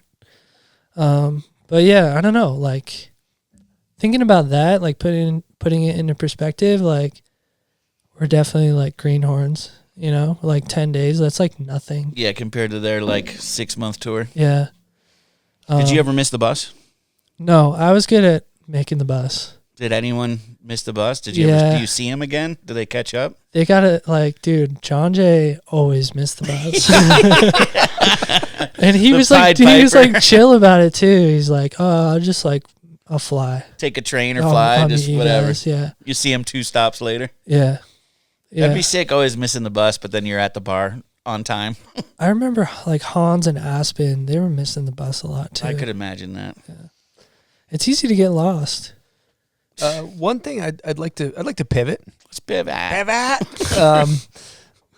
I noticed that anytime we reference a movie quote or TV quote, you're on it. You're a big consumer of movie quotes. Movie quotes. It's true. Yeah, I grew up with I love that. I grew up with TV and movies, and just like I kind of have the right brain for like memorizing just random stupid things. Like my brain is just full of random movie quotes and random TV quotes. And I think I like rewatch stuff because it makes me like comfortable. And I'll just like... So you watch it over and over? So I'll just watch it over and over. Like there's some TV shows like The Office or like Parks and Rec. Like I'll just run through those. But not lately because Netflix took that shit off, which sucks. My wife does that too. There's like a comfort in it for certain people. Totally. To rewatch it again. My new show has been like BoJack Horseman. Like I love that show. Jared Winkler had a good question for Patreon along these lines. Do you have any celebrity impersonations? I do not. That we could hear. You don't? I figured he asked because you must have some. I have nothing. I don't know where that question came from. He's just trying to embarrass you maybe. Maybe. Didn't work. Give him a pass. Give him a pass this year then. Well, dude, we should almost smack some hot takes then. Let's do some hot takes because we got a hot take along that. So, one thing we like to start when we're getting into hot takes is who is the MJ or GOAT, both male and female, in snowboarding? I like MFR. Oh, yeah, she's a boss. I think she's a badass, and she's just like a good all-around snowboarder, like can do anything, kind of like Swiss Army knife. And for male, you guys are going to hate this answer, but for me, it's Shaun White. It's a good answer. I've actually changed my take on that. I think it's a great answer. Yeah. I think it's a great answer. I'm just surprised. Yeah, he's like when I was a kid, like he was like the first one that I was like, oh, like there's a kid doing this. Like I know like Luke and those dudes and Mikkel, but like Shaun like stood out to me. He was like kind of the first one that I saw. And I started thinking about it, and I was like, yo, he's kind of like the gateway drug to snowboarding. He was like the first like really big like household name, and like everyone knew Shaun White. And I think if you're into snowboarding or you got into it like through him, like later you would like find your own path and be like, oh, this is snowboarding for me now. But I think for a lot of people it started with Shaun. I think that might be our most well thought out answer we've got to this question. I like that. We've roasted him on the show, and I think I've changed my take a bit, but I think that going back like statistically too, I don't have the numbers in front of me, but I know as far as X Games and things like Olympic medals, like he's like he has the stats. That's right. and then as far as what he's done for a sport, like whoever is the face of the sport, in the same way that Tiger changed golf in some senses and maybe for different reasons. But like when you have that big juggernaut superhero that we love as pop culture for our sport, like that's what Shaun was. And that brings a lot of people in. If you're a snowboarder, any cousin or aunt is going to ask you, oh, do you know Shaun White? That's the only person they know. And they're not going to know J.P. Walker. No. Like my mom won't, but she's going to know Shaun White. Yes. Right. So yeah, he was a good like introduction to snowboarding for a lot of people. Yeah, absolutely. Good hero. Okay, what do you think about the old beaver slap in the lift line? You hit one of those? What's your take on that? If I got snow on my board, I don't think it's like this like trendy thing, but like it is useful to like get snow off your top sheet. But here's the thing though, you got to realize in the line, there's always that guy that's kind of flexing it, like that loud one that there's that extra. Kinda, you got your chest out and you're kind of letting it bark and you're just like looking around like extra loud smack so everybody looks. He's got the big headphones and no shirt with the backpack. Oh, yeah. Yeah, there's always that guy. That's actually a fucking look, though. That's a good look. Yeah. And at the same time, I'm just like, yo, like when I see that, I'm like, yo, get it. Like, whatever. Mm-hmm. Like, you like flexing the lift line. I don't know. Mm-hmm. Maybe I'll check you out on the rails. Like, let's see what you got, dude, What about claiming? What's your take on claiming? Claiming is just like kind of funny to me. Like in contests, like I get it, whatever. You got to show everyone like you did your best, and like that was my best run, whatever. Like throw your hand in the sky. I'm all about like claiming before you land. Oh, okay. Ooh. Yeah, so mid-air, like Got if it. you can have your hands like fully stretched, and then like you're gonna stomp, and then you stomp, and like that, like kind of the hands don't move, maybe like an Olympic kind of thing, like. Okay, what's another question I got for you? This pertains maybe to your answer earlier. What do you think about grabbing boot? Grabbing boot is not chill. Oh, it's not chill. Yeah. Okay. There's not a name for that grab. That almost contradicts what you said earlier, though. With the Shaun White thing? Yeah. I guess so. Maybe it does. Like, I don't know. Maybe I'm thinking like earlier Shaun White. Like, yeah, he was between the bindings in his early days. Yeah. Mm-hmm. But yeah, the boot thing, like, I don't know. Don't grab your boot. Don't do it. Well, when we were interviewing Todd, he was talking about street riders and they get on rails and just pose like a statue. What's the difference when you're in the air grabbing? You poke. But he's still You're doing spinning a statue. and poking. You're only doing a statue if you're doing a stink bug indie off the jump. So you're double poking, maybe. I feel like if you're moving your body to the air when you're jumping. All right. Yeah, I guess. Okay, that's the difference. I guess. What do you think about the aggressive land on the rail, and then just like restless neck syndrome? Like I got a tranquilizer dart to the neck, aggressive after bang where your like head almost hits the snow, and then you kind of get up and just puff your chest out, like maybe like look Gooner? back at the rail. You got to be careful. No, he doesn't count. He is in a different league. Yeah, he is in a league of his own. You got to be careful with that shit because you can ruin a clip. Ooh. Like if you just like go too in on like some after bang, but the trick was dope and you knew you were gonna stomp, but you just like got like a little cocky and you're just like, whatever. I think that can ruin a clip. So you're looking for a tasteful bang. Tasteful. Did you do anything on that long rail? No, I There think wasn't that was claiming, but there was emotion. Like There was an thank emotion. goodness. Was there? Yeah, you put your hand there's, in your hands. there's always going to be emotion, maybe some relief. You can tell the difference though when someone's like, "Yo, I'm so glad I just did that," and then somebody's like, "Yo, I'm the shit." Like, fuck everybody. Who's got a bad case of The claims of claiming and aggressive after bangs would be skiers a lot. I see a lot of skiers do the like land, like head almost hits the snow, and then just kind of like Yeah, totally. Like pop up, kind of dancing. you're around. like, dude, you need to just. How come nobody's made fun of you yet for that? Like that's the way you need good friends, because good friends are like, or like older siblings are there to be like. shut you down. Just cut you down and be like, dude, I'm like, damn, that guy had nobody to make fun of him growing up. Jesus, he needs some better friends. I think we need to see more of that. Yeah. I think a proper after bang is like, you land like you didn't even land. Like you just kind of, there's like not much motion. Arthur Longo. Yeah, Longo, for sure. Like you watch him land something and you're just like, yo, like you were so relaxed, and like, were you even in the air? Like, it's like he'll land like nothing happened. Like I think that's sick, and you can do that, and like sometimes I do that, and then I'm like kind of pop up, like look around, like yo, what the fuck just happened? That can ruin a clip too. You got to be careful out there. If you look too surprised, Yeah, basically, exactly. like, what the fuck Yeah. just happened? Did I just land? For sure. You got to be careful out there. You know who quote ruins a lot of unquote. clips? So this is another one that's a Scott Stevens specific. He'll land and he'll start talking to the cameraman as soon as his board hits the snow. Yeah. He'll be like, I think that was the one. I don't know, maybe. And you're like, dude, your board, just give it know, he's 5 already seconds. He's done. At this point, he's landed 7 of the tricks, so he's like, that one may be it. I don't know. It could be it. There's my favorite, the Jake O.E., where he has a beer cracked before he basically has even stopped riding or Right. unstrapped. He like has them hidden in snowbanks. Yeah, so we know these people, and like to me, like Scott's like gibberish makes a clip for me. Yeah, true. I want to hear Scott You want to hear him talking to everybody? talking a million miles an hour, and just like, because that's how fast his mind is going, and you get a little glimpse into the mind of Scott Stevens, which is a strange place. We like it. I talked to Scott yesterday. I actually wrote down. Another big Seinfeld. He's dude, another huh? big Seinfeld guy, and he was saying some things. I was just kind of picking his brain, and he's like, dude,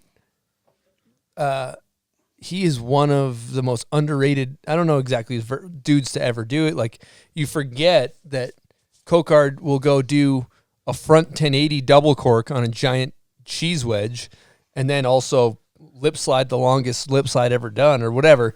But he was really like, he was kind of attributing to, like, I don't know if everybody realizes how fucking good this dude is and everything he's done. And it was, I mean, I noticed that, but maybe just a good notable point, I thought. Well, yeah, I appreciate that.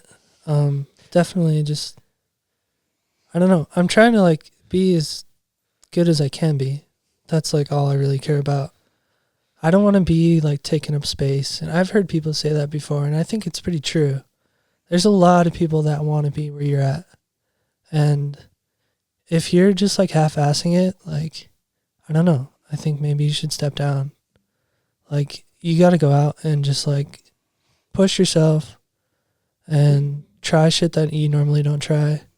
I've been trying to break out of bad habits for sure. Just like go-to tricks that I know have like a high success rate. Like, it's important to go out there and make something of yourself, like more than what you thought. So yeah, that's just like push yourself a bit. Yeah, just try to keep that mentality. I also think for young people watching this that are very specialized, I think it's important to be an all-around rider. That's always huge, and you've always had that kind of skill set. And what's been the motivation to be an ATV? Just like that's what we grew up on, like watching. Like nobody was one thing. Like everyone was in the streets, everybody was in the backcountry, everybody was doing contests, everybody like had pipe clips. Like it was important back then to be an ATV and like be able to ride it all. And I think it still is. And people kind of forget about that. There's like a lot of different niches in snowboarding, but to be like fully respected, I think you need to get your feet wet in just about everything. Preparing for this interview, I was reading one of your interviews earlier, and there was somebody at a young age that kind of showed you to ride the whole mountain, inspire you a bit. Yeah, that help out too? That was what my coach, Jason Sagendorf. Big shouts to him. He's one of the dudes that just showed me that like everything was possible. And like if you put your mind to it and like truly love what you're doing, like you're going to succeed. And he just kind of like made it a reality for me that like, oh, I can do this. And yeah, mad respect to Jason and like all my coaches, like Auburn Ski Club and Alpine Meadows. Like that's where I learned how to snowboard. And he made it a point to take us out of the park and like make us ride the mountain, like even on a shitty day. Or it's like not pow, it's like chopped and maybe there's like a couple leftover turns, but mostly you're just like fighting your way down the mountain and you're just like sharpening your skills, you know? Like at the time I always thought it was like, man, I'd rather be doing something else, but I definitely thank him for that. Yeah, he could have been in a groomed park, huh? Yeah, it could have just been like hiking a rail or something. But because like he was out there putting us on like super steep slopes in not so great conditions, you just like, you get those like survival instincts. Good. I have a question I'm personally interested in here, and it's kind of along the lines of your jumping and your approach and riding and stuff like that, because a lot of people put myself in this category. I need to snowboard a lot in order to feel good on my snowboard. Like, I guess my confidence comes from snowboarding a shitload and knowing that I fucking can do, like, in order to do a trick on a backcountry jump, usually I'm doing it on a park jump first or something. Like, that's just, I like to reinstill my confidence through repetition. Now, I noticed that you're one of those people that's like, oh, I've been chilling pretty hard. I'm going to go do this trick. I haven't done it all year.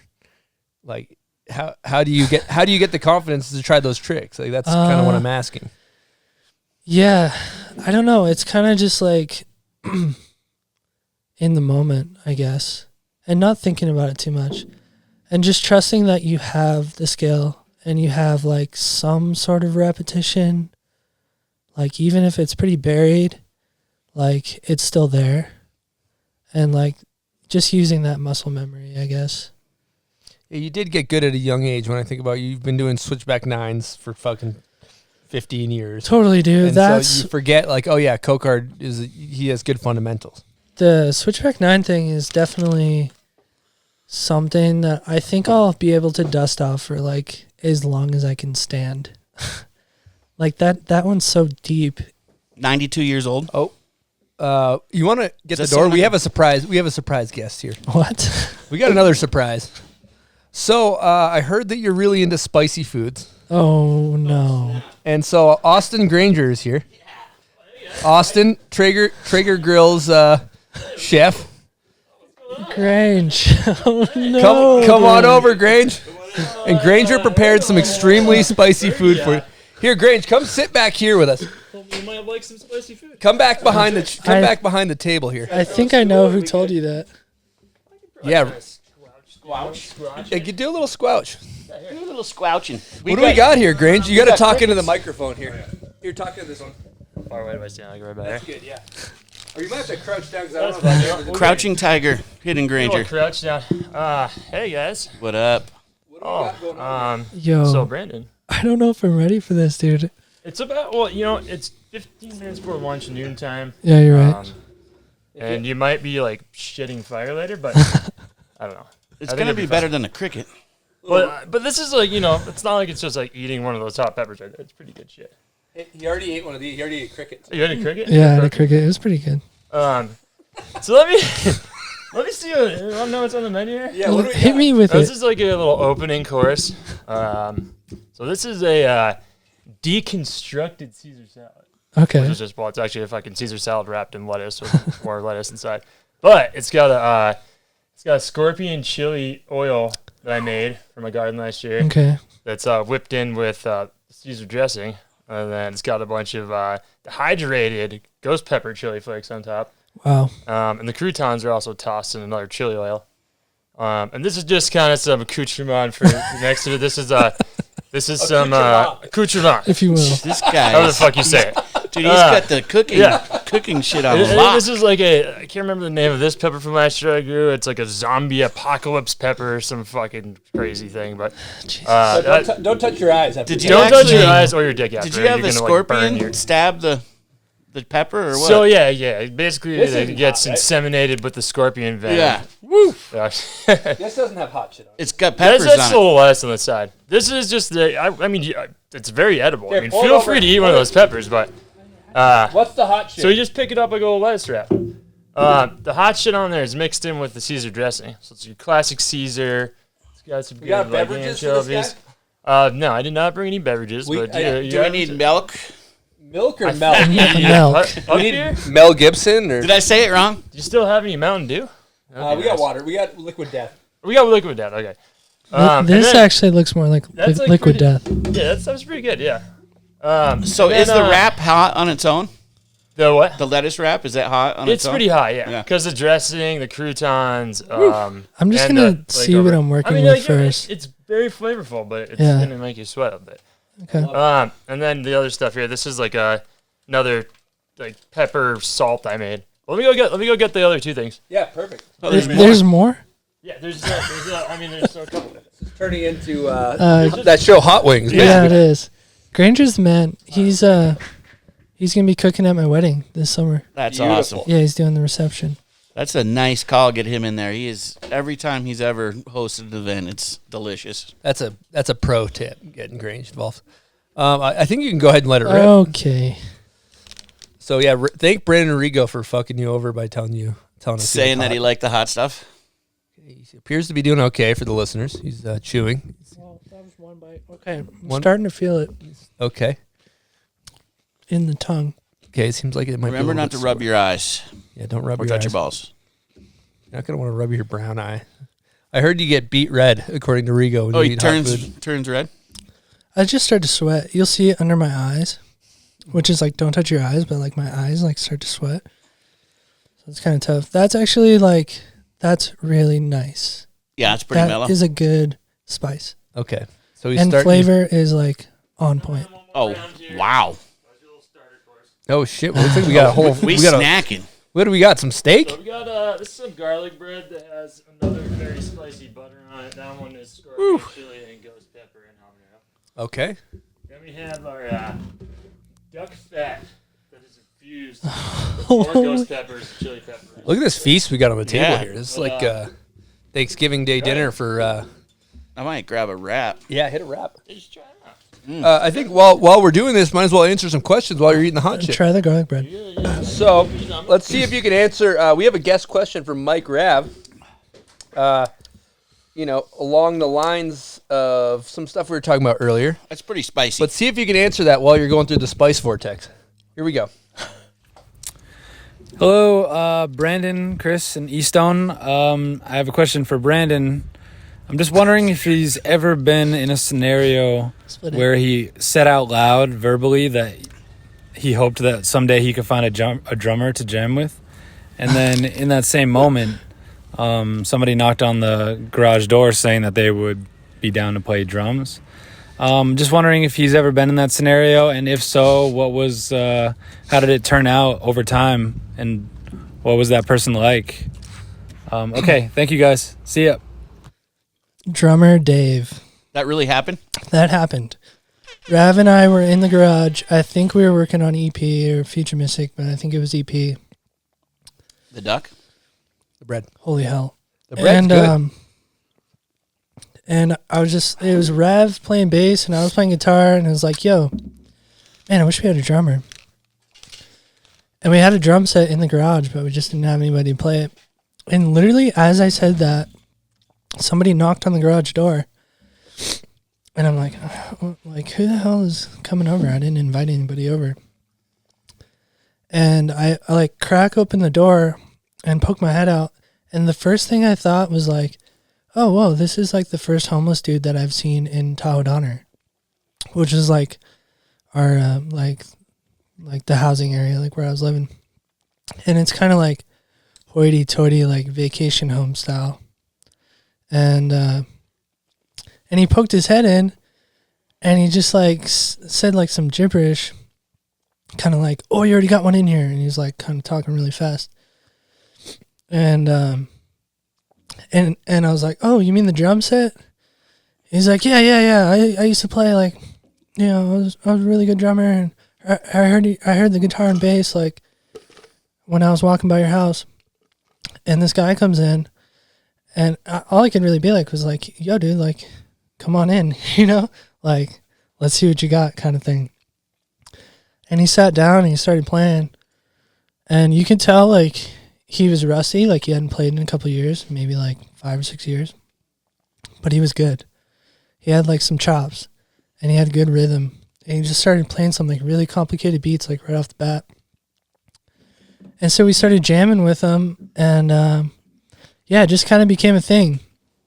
This dude Dave, who's like probably mid-40s, pushing 50, still lived with his mom, maybe like some sort of on the spectrum in some way. I don't really know.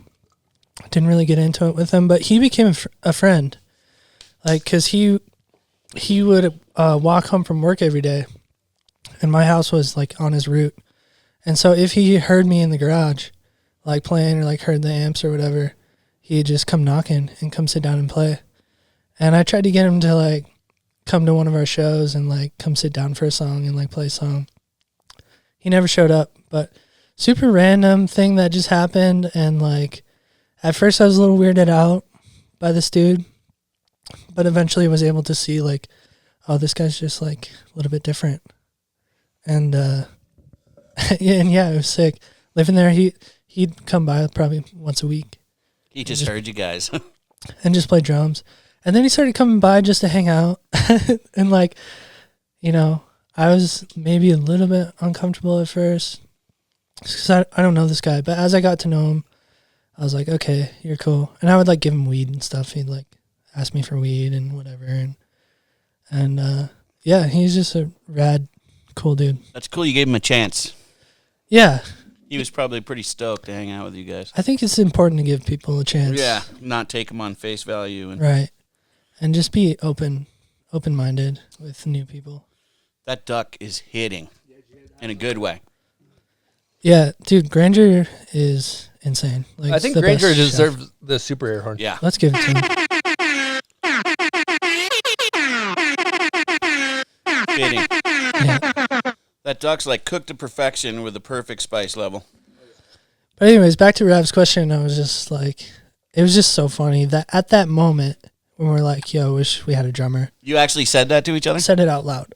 And then, it's like knock at the door. Drummer? Yeah, exactly. That's some divine shit right there. It was cool.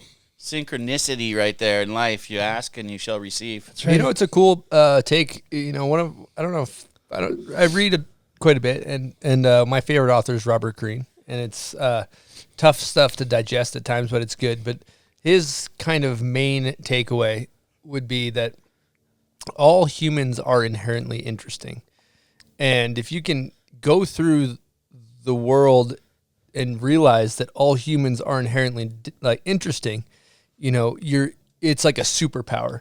And so, you know, in the sense that like a lot of times we're interested in people that we know, or people that we admire or things like that, but maybe somebody else that's on a street level, like that guy's homeless or whatever, that guy's weird, maybe he's on the spectrum. But you'll see that with Buds. If you see Buds goes to 7-Eleven, there's a guy outside that's rough around the edges looking. Him and Buds and him are best friends, and it's a super admirable trait. But if you can be interested or try to find that thing about someone that's interesting, and you're engaged and you talk to somebody and you care, because we tend to pick and choose who we do that with. It's like a fucking superpower. Yeah, in life. It's just like try not to be afraid. They give people a chance to see what's really going on with them, Right. hear their story, and it makes their day as well. You know, it makes them feel a little more valued, maybe. For sure. Someone who's having a harder time. It's easy to just like get caught up in the fear. Yeah. And you're like, I don't know this person. Like, I don't want to talk to you. And you see that a lot with people. It's more and more common. Yeah, Especially when you make eye contact with someone in a store or something, they just look down. Right. Yeah. Yep. Don't hold the door for them or something. And Live next to somebody for 30 years, never say hi to him. yeah. Yeah. Oh, you're mine. That's some Seinfeld shit right there. Yeah, straight up. Oh, you live right next door to me. When he meets, he won't let the guy Yeah, in. he won't let the Yeah, guy he in. won't let the guy in. Yeah. He's not forgot his key. Yeah. Oh, you're in the same Floor floor as me. You live right across the hall. You live in that one. So one hot take we kind of jumped right over that we forgot to do was if you had a Hollywood actor play your role in life, who would it be? / celebrity lookalike. So it's kind of a two-parter. But who you got for us? I think maybe like Christian Bale. Which role, Christian Bale? Probably Batman. The Christian thing about Bale. Bale is he's a method actor. Yeah, because he also is. Remember in that fighting movie? Yeah, he did a movie where he lost like ridiculous amount of weight. Yeah, he's boxing. It was like he's an addict. Yep. A boxer that becomes an addict. He's with Mark Wahlberg. Great movie. Yeah, he lost The Fighter or something like that. Yeah, The Fighter. He lost like 70 pounds, so he would just method act. That's what I think. Like, he's a true pro. Like, he he'd could get become into you. the essence of like me. You'd see him. He'd walk on the set and he would just look just like you. Right. He's such a good actor. Yeah, that's right. He'd probably like put on a little bit of weight and not work out for a couple of years. A couple of years. See, I don't like Batman Christian Bale. I like American Psycho Christian Bale. Yeah. Straight up. Except he's like a little too into Huey Lewis in the News in that movie. Is he? I forget. He's like crazy about him. He's also really into like killing people in that movie. Yes. You have more of a problem with the Huey Lewis in the News than the murder. Right. I have to return some videotapes. Great stuff. What about celebrity lookalike? People say I look like Ben Kaplan. Yeah, like when I have like the full beard and I'm super shaggy with the glasses. And he's a musician. And he's a musician too. What band is he in? He just does solo stuff, I think. And you think he looks like TJ Miller? I've been racking my brain trying to figure it out, and it's TJ Miller, the guy from Silicon Valley, is who we got for you. I'm digging like kind of the racing stripe. You should down the center. Have you done that before? No. That'd be I think you should do that. I could get a little more creative with my facial hair. I think. That guy's funny. If you wanted to be TJ Miller for Halloween, it'd be super easy. True. You just don't have to do much. Just Yeah. shave your face like that. Just be the like stoner farmer from I Love You Man. I was Googling stoner actors to try to find That's them. who you were Googling? I was like, I'm not really a stoner. Who was coming though. up? Who were you finding? well, no, I wasn't. I was looking for him specifically. I'm not saying Yeah, you're a stoner. I know. when But you people Google think I'm like a stoner big actors, stoner. who's like the... It was like Cheech and Chong, like Samson from Samson from what's the Chappelle movie where everybody Half Baked. Half Baked. There was a bunch of great stoner characters. The Dude. The Dude. Method Man and Red Man probably come up. Yep, for sure. They were in How High. Yeah, great movie. Okay, there's another thing we got to talk about while we're on, doing a little show and tell of things here.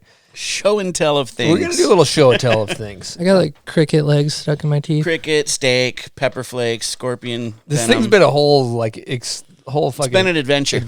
Absolute adventure. I'm digging it. One of my favorite clips from your entire career, and I don't know if it goes overlooked, but I always thought that this front board double slide that you do in the end of DOA 1 or 2? DOA 2.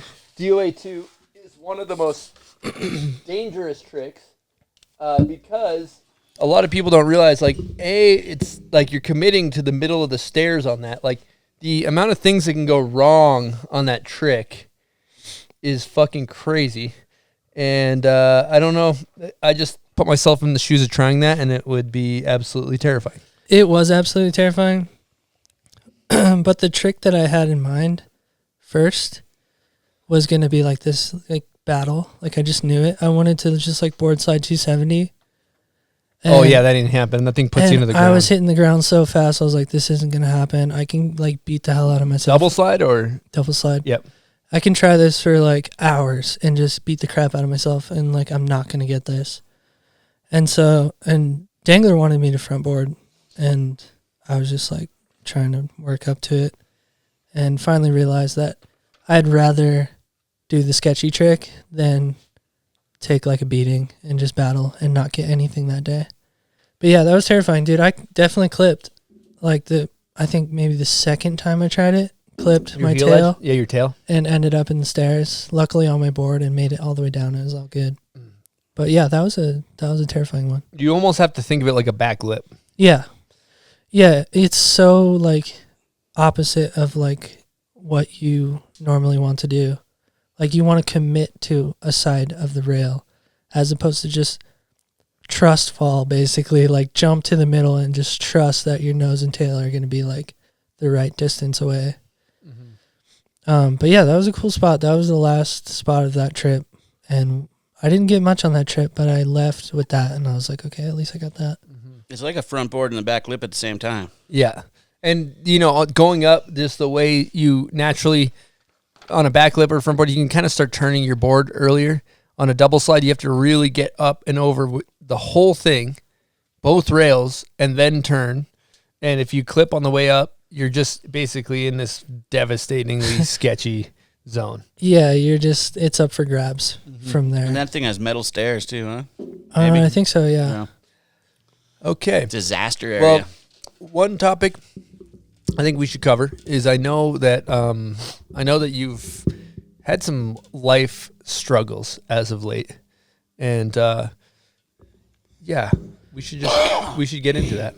Yeah, like I don't know, it just seems lately like life is kind of catching up, or is like is death catching up? Like I don't know, like it just seems like I'm in this period of my life where like I had a pretty good run, I want to say. Like a solid like 10 years of just no deaths in the family, like friends are good, everything's going good. And then like this past year has just been like one after another. Just like boom, boom, boom. And it definitely kind of put me in a funk where I was just like, what the fuck is going on? Kind of. And I started thinking about it more.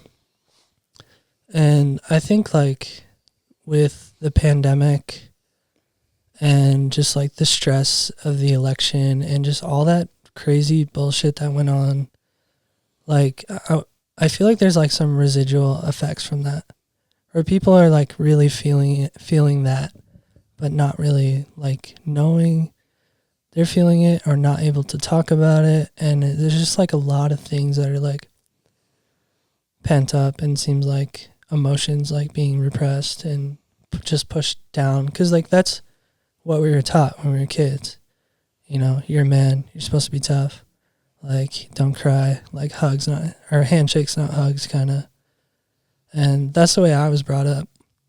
And so I got really good at like putting up walls, just like thick walls where I'm not really even letting like my girlfriend in or my fiance, you know?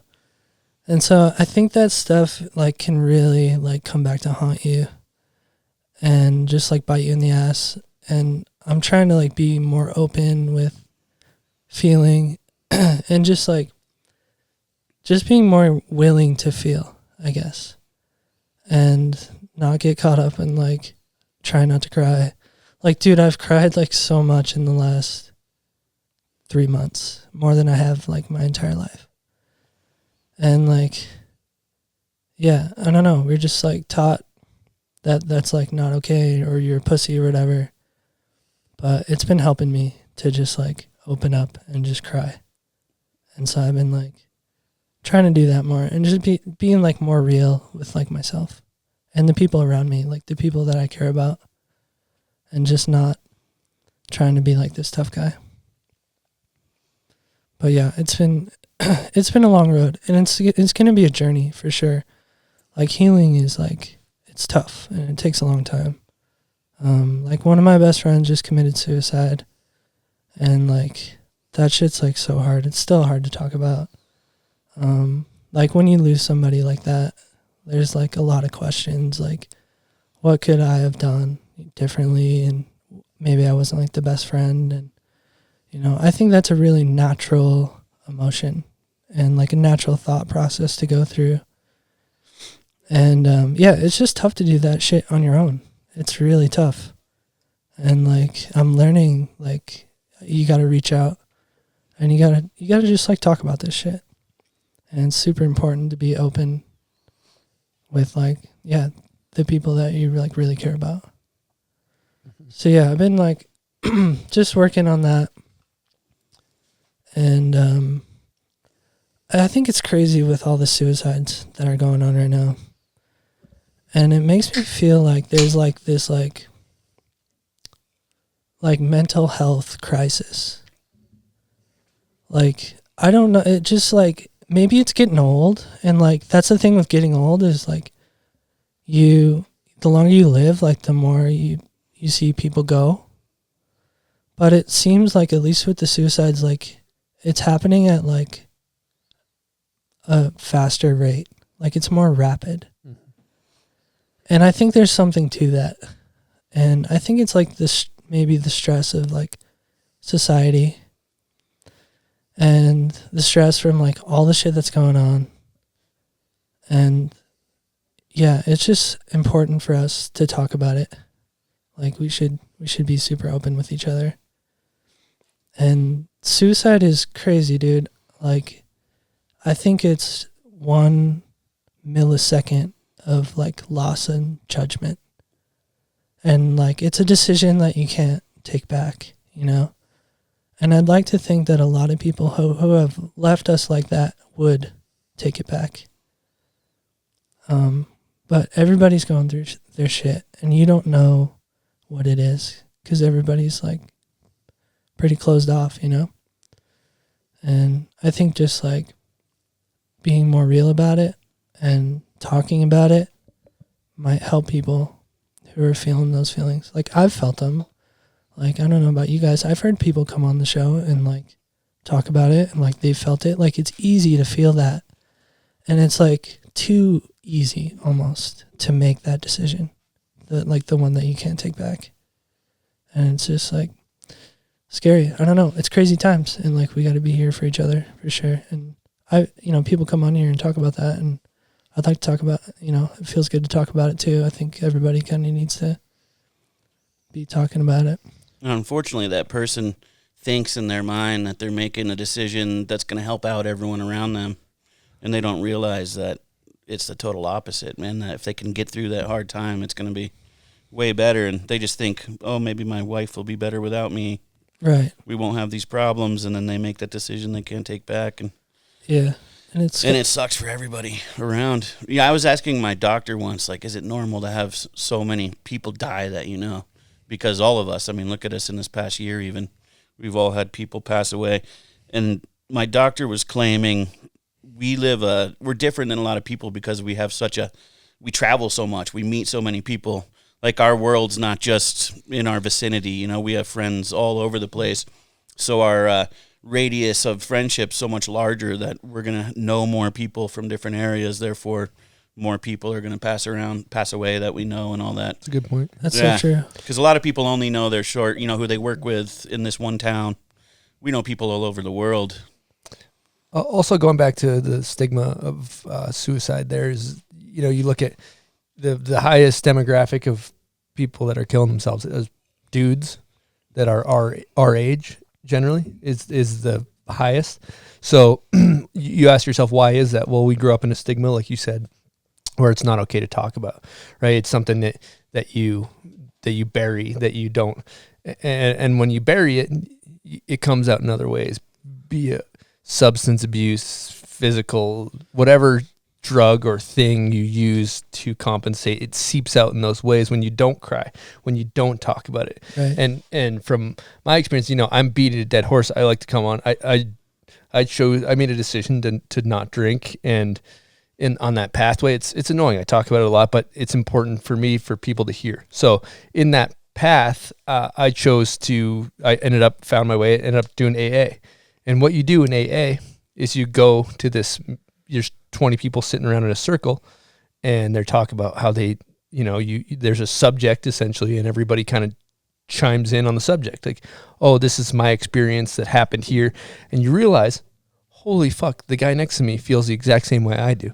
Holy fuck, the next guy next to me has the same problems I do. Holy fuck, I feel the exact same as that guy. Oh my, so we're all sitting there in our own little bubbles, internalizing it because we think people give a shit, which they don't, about our problems, that it's some big deal, when it's like, dude, we need to talk about it. We need to be there for our friends, and and if you need to be there for your friends, and inversely, to have a friend, you got to be a friend. And so I don't know, just all those things, like you said, like, if we want these people to stop committing suicide, we need to become a community. And I think this social media and a lot of these things, they think we're bringing them together, but we're in a room by ourselves staring at a phone. It's not actually a sense of community. We need to come together. We need to call your friends and tell them you care about them, and talk. If you're having a hard problem, get on the phone, start calling people, talking to people, and anyway, but.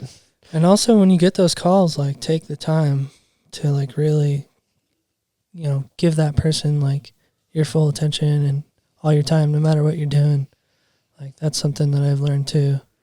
It's like, give people that time to talk, because it's so easy to be like, oh, dude, I gotta go, Yeah, if they're depressed, hear them out, right? Yeah, exactly. If like, you can kind of, like, hear it or something, like, a buddy that's, like, struggling with alcohol, and he calls you drunk and just wants to, like, talk your ear off about, like, music or, like, funny jokes or whatever, like, have that conversation, and also just, like, tell them you love them, Yeah, sometimes they just need to hear that.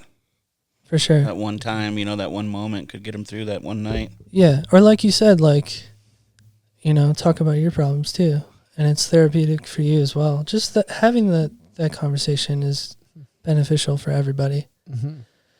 I think as humans, we all inherently struggle. I think everybody struggles. Yeah. It's just part of the DNA. But we think that we are the only person that is going through what we're going through. And the chances are, you look around your circle, and the person next to you probably is having the same fucking problem, just not talking about it. Yeah, for sure. I don't know. Everyone's real good at hiding it. Yeah, exactly. They want to show up and just tell you how great they're doing. Mm-hmm. They're not going to tell you how shitty they're doing. And you can only hide it for so long before, like, something happens.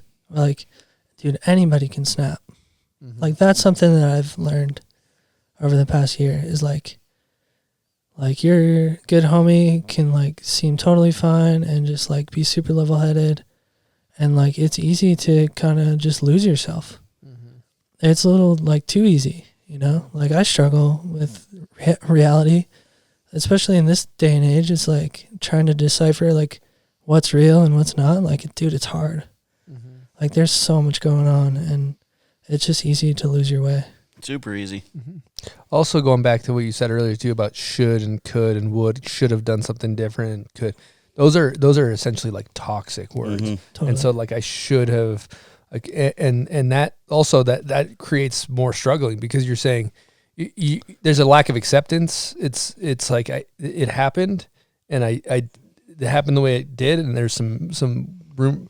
I learned some things, but like that's just self-torture is all that. Those words just and encapsulate, you know, self-torture, and it's just fucking horrible. You know, the way your brain naturally goes down those wormholes. You have to combat. I'm not saying it's almost more unnatural to not have those feelings. Yeah. You know? And you can't be there 24/7, and the person's going to make that decision no matter what you would have done. And yeah. I mean, you can go through the what ifs a million times, and it happened, and there it is, and you got to just cry it out, like you're saying. That helps so much. Yeah, it does, dude. Like I found out that my dog had cancer.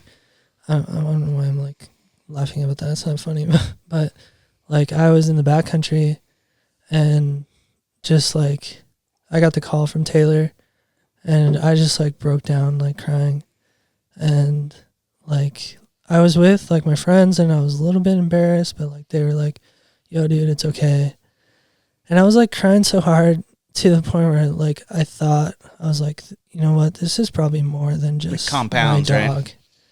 Like, there's a lot coming out right now. And it felt good, dude. It felt so good. And, like, yeah, I was sad and still am. That happened this year? Yeah, it happened in March. It sucks, man. It's so many animals get cancer. Humans, too. It's just... I know. They got to figure something out with cancer. Just yesterday, I found out my aunt died. And, like, shouts to my aunt. She's, like, such a legend, like, Alaska legend, like... Her name's Aunt Becky, and she would like take us on like crazy adventures when we were kids, dude. Like tromping through the last frontier and just like grizzly bear country and moose country, and we're just little kids. And I got my sense of adventure from her, and I got my love for the Beatles from her, and like my musical like that whole side. And she's such a supporter of like my snowboarding, my whole snowboard career. She'd come to like premieres and stuff, and she's just like 100% supporter. And like she's like, we're like the same cut, the same kind of person, you know, like kind of creative and just like left brain. And I always looked up to her, and yeah, it's just, dude, it's just like I said, it's been one after another, and just really trying to deal with it like properly with my emotions, and not just be like, oh, that sucks, and then just like hold everything down. Like, dude, honestly, I still haven't cried from that, but you know, in my own time, I think. Yeah, it comes in its own time. Yeah. I almost wish we could reframe that like manliness thing, because if you really think about it, right, you break down, you're like, fucking, I don't feel emotions. I'm a man. I'm tough. I have this tough exterior.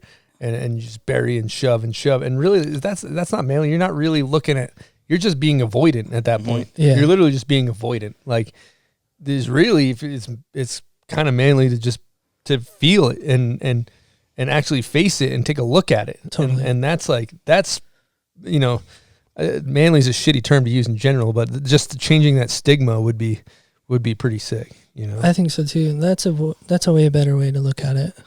For sure. It is. It's avoidance full on, which is the exact emotional opposite. avoidance, emotional procrastination and avoidance. Yeah, and just keep stuffing it down, and eventually it's going to compound like what happened to you. Right. Yeah. So that's really all. I think it's like we're living in some weird times, and I don't know. I try to put it in perspective sometimes. Like, yo, what were people feeling during like World War II and shit? You know, Yeah, you want to like, talk about weird times. Yeah, I know. Or just like the bubonic plague, where like people were actually just like dropping like flies. True. Huh? But it's a little more complicated these days, you know, and just like it's so much easier to just get turned around And you mentioned social media, like that's a huge catalyst for feeling down. It's so competitive, dude. It's so competitive these days to just like always be on. And I think it can drive you crazy. I really do. I think like people can feel so alone and just like not enough. And I think social media has a lot to do with that. I want to circle back around to the topic of death again, because it's something, I think as we get older, as we get closer, everybody is going to die. Nobody makes it out alive. That's life, right? And we, in our early 20s, we kind of just avoid thinking about that. Or I know, as you meet people that are older, parents and grandparents, they've started to think about that a lot more in their life. Now, I've buried one of my really good friends recently in a similar situation and squirmed around with a lot of those emotions. And, it always goes back to like, you realize when you go to somebody's funeral, what matters in life. Like the Instagram doesn't matter. The followers don't matter. Your posts don't matter. Your life accomplishments and successes don't matter. You matter how you show up for your friends, how you show up as a person, how you treat people.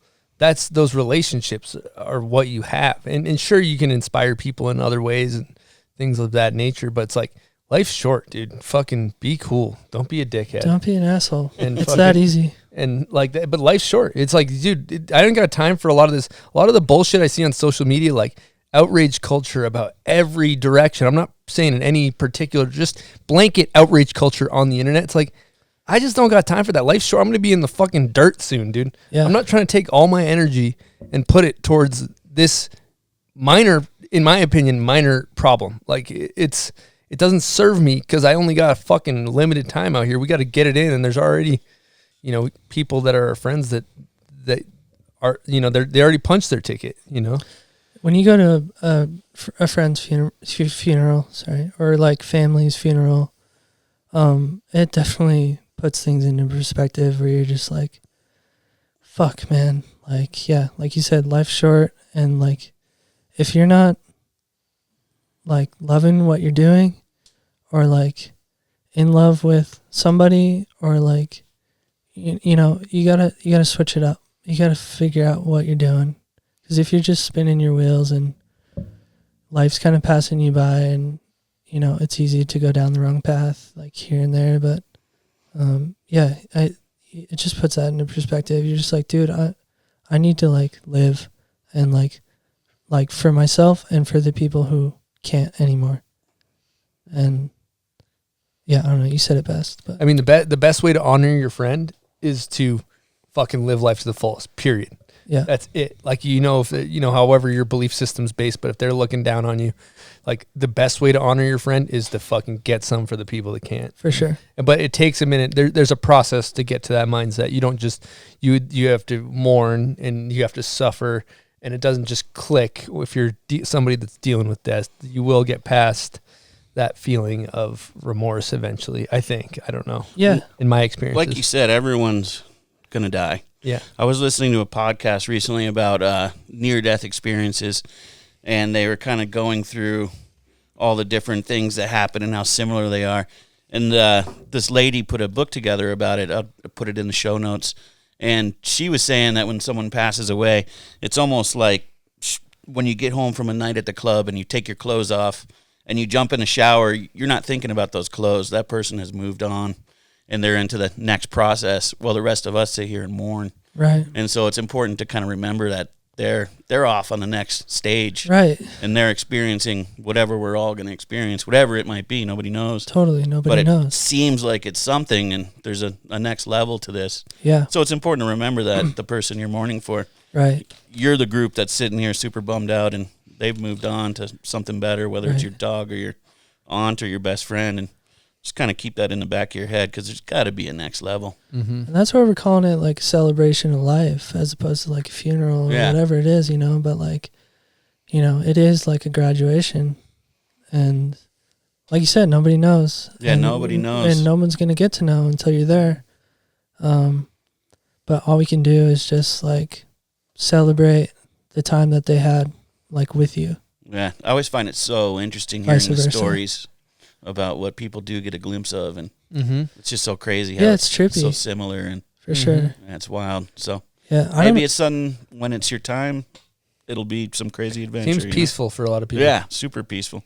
Yeah, unless you're going out in like a plane wreck, like plane crash or something, and there's I don't know. Sorry, that's like that's a random topic, but I was just thinking there's like probably some not too peaceful ways to go. Dude, I don't know. That's not to like be a contrarian on that, but like when I'm in the plane, like whatever's happening, that son of a bitch, I'm just along for the ride. I'm relaxed. Because you have to be. My shit doesn't. My tempo or whatever, like nothing changes. Like this thing's shaking around like violently. I'm like, what's gonna happen is gonna happen. Dude, I would probably sleep through the crash. Yeah, I'm not even. Yeah, honestly, the shaking of a plane just puts me to sleep. Everyone's freaking out. I'll just. Bud's There yet? I could picture Bud that. sleeps in a plane simulator that's bouncing around. Dude, my wife jokes about that. If I had a little airplane simulator, I just have the best night's sleep, been jostled around. Yeah. Neck's just absolutely snapping. For sure. You're the guy that's like head on the stranger's shoulder. Oh, I've too. seen that move. I've seen Dylan Thompson pull that move. I've seen Dylan so all bummed. stinky doing that. Smelled like a homeless, rotting person. Dude, I'll Like, take off before the plane even gets off the ground. You get I'll be waking up asleep. when it's taken off. Yeah. Just like, whoa. Okay. It's like, are we there yet? No, we just took off. Okay. Well, I think we've had a beautiful conversation. Do you want to thank anybody before we wrap this thing up? Dude, I don't know, like all my sponsors and stuff. But I want to thank you guys for doing this and giving people a platform to come on and talk. And it's such a cool, like, kind of symbiotic relationship you guys have built here. Like, you get something, we get something, and it's just it's fun to come on here too. So just thank you guys for having me and doing this. I mean, the bomb hole is the shit. Thank you for coming. We really appreciate that. I just want to say thank you for coming on. Thank you, Buds, for fucking saddling up to, I don't know how many episodes we're at. It's been a fun 60 journey. something. And thank you guys for listening and watching and sharing each and every week. We got a cool little community here, and it's super fun. We love doing it. We love that you guys listen. And thank you. We will see you next week. Over and out from the bomb hole.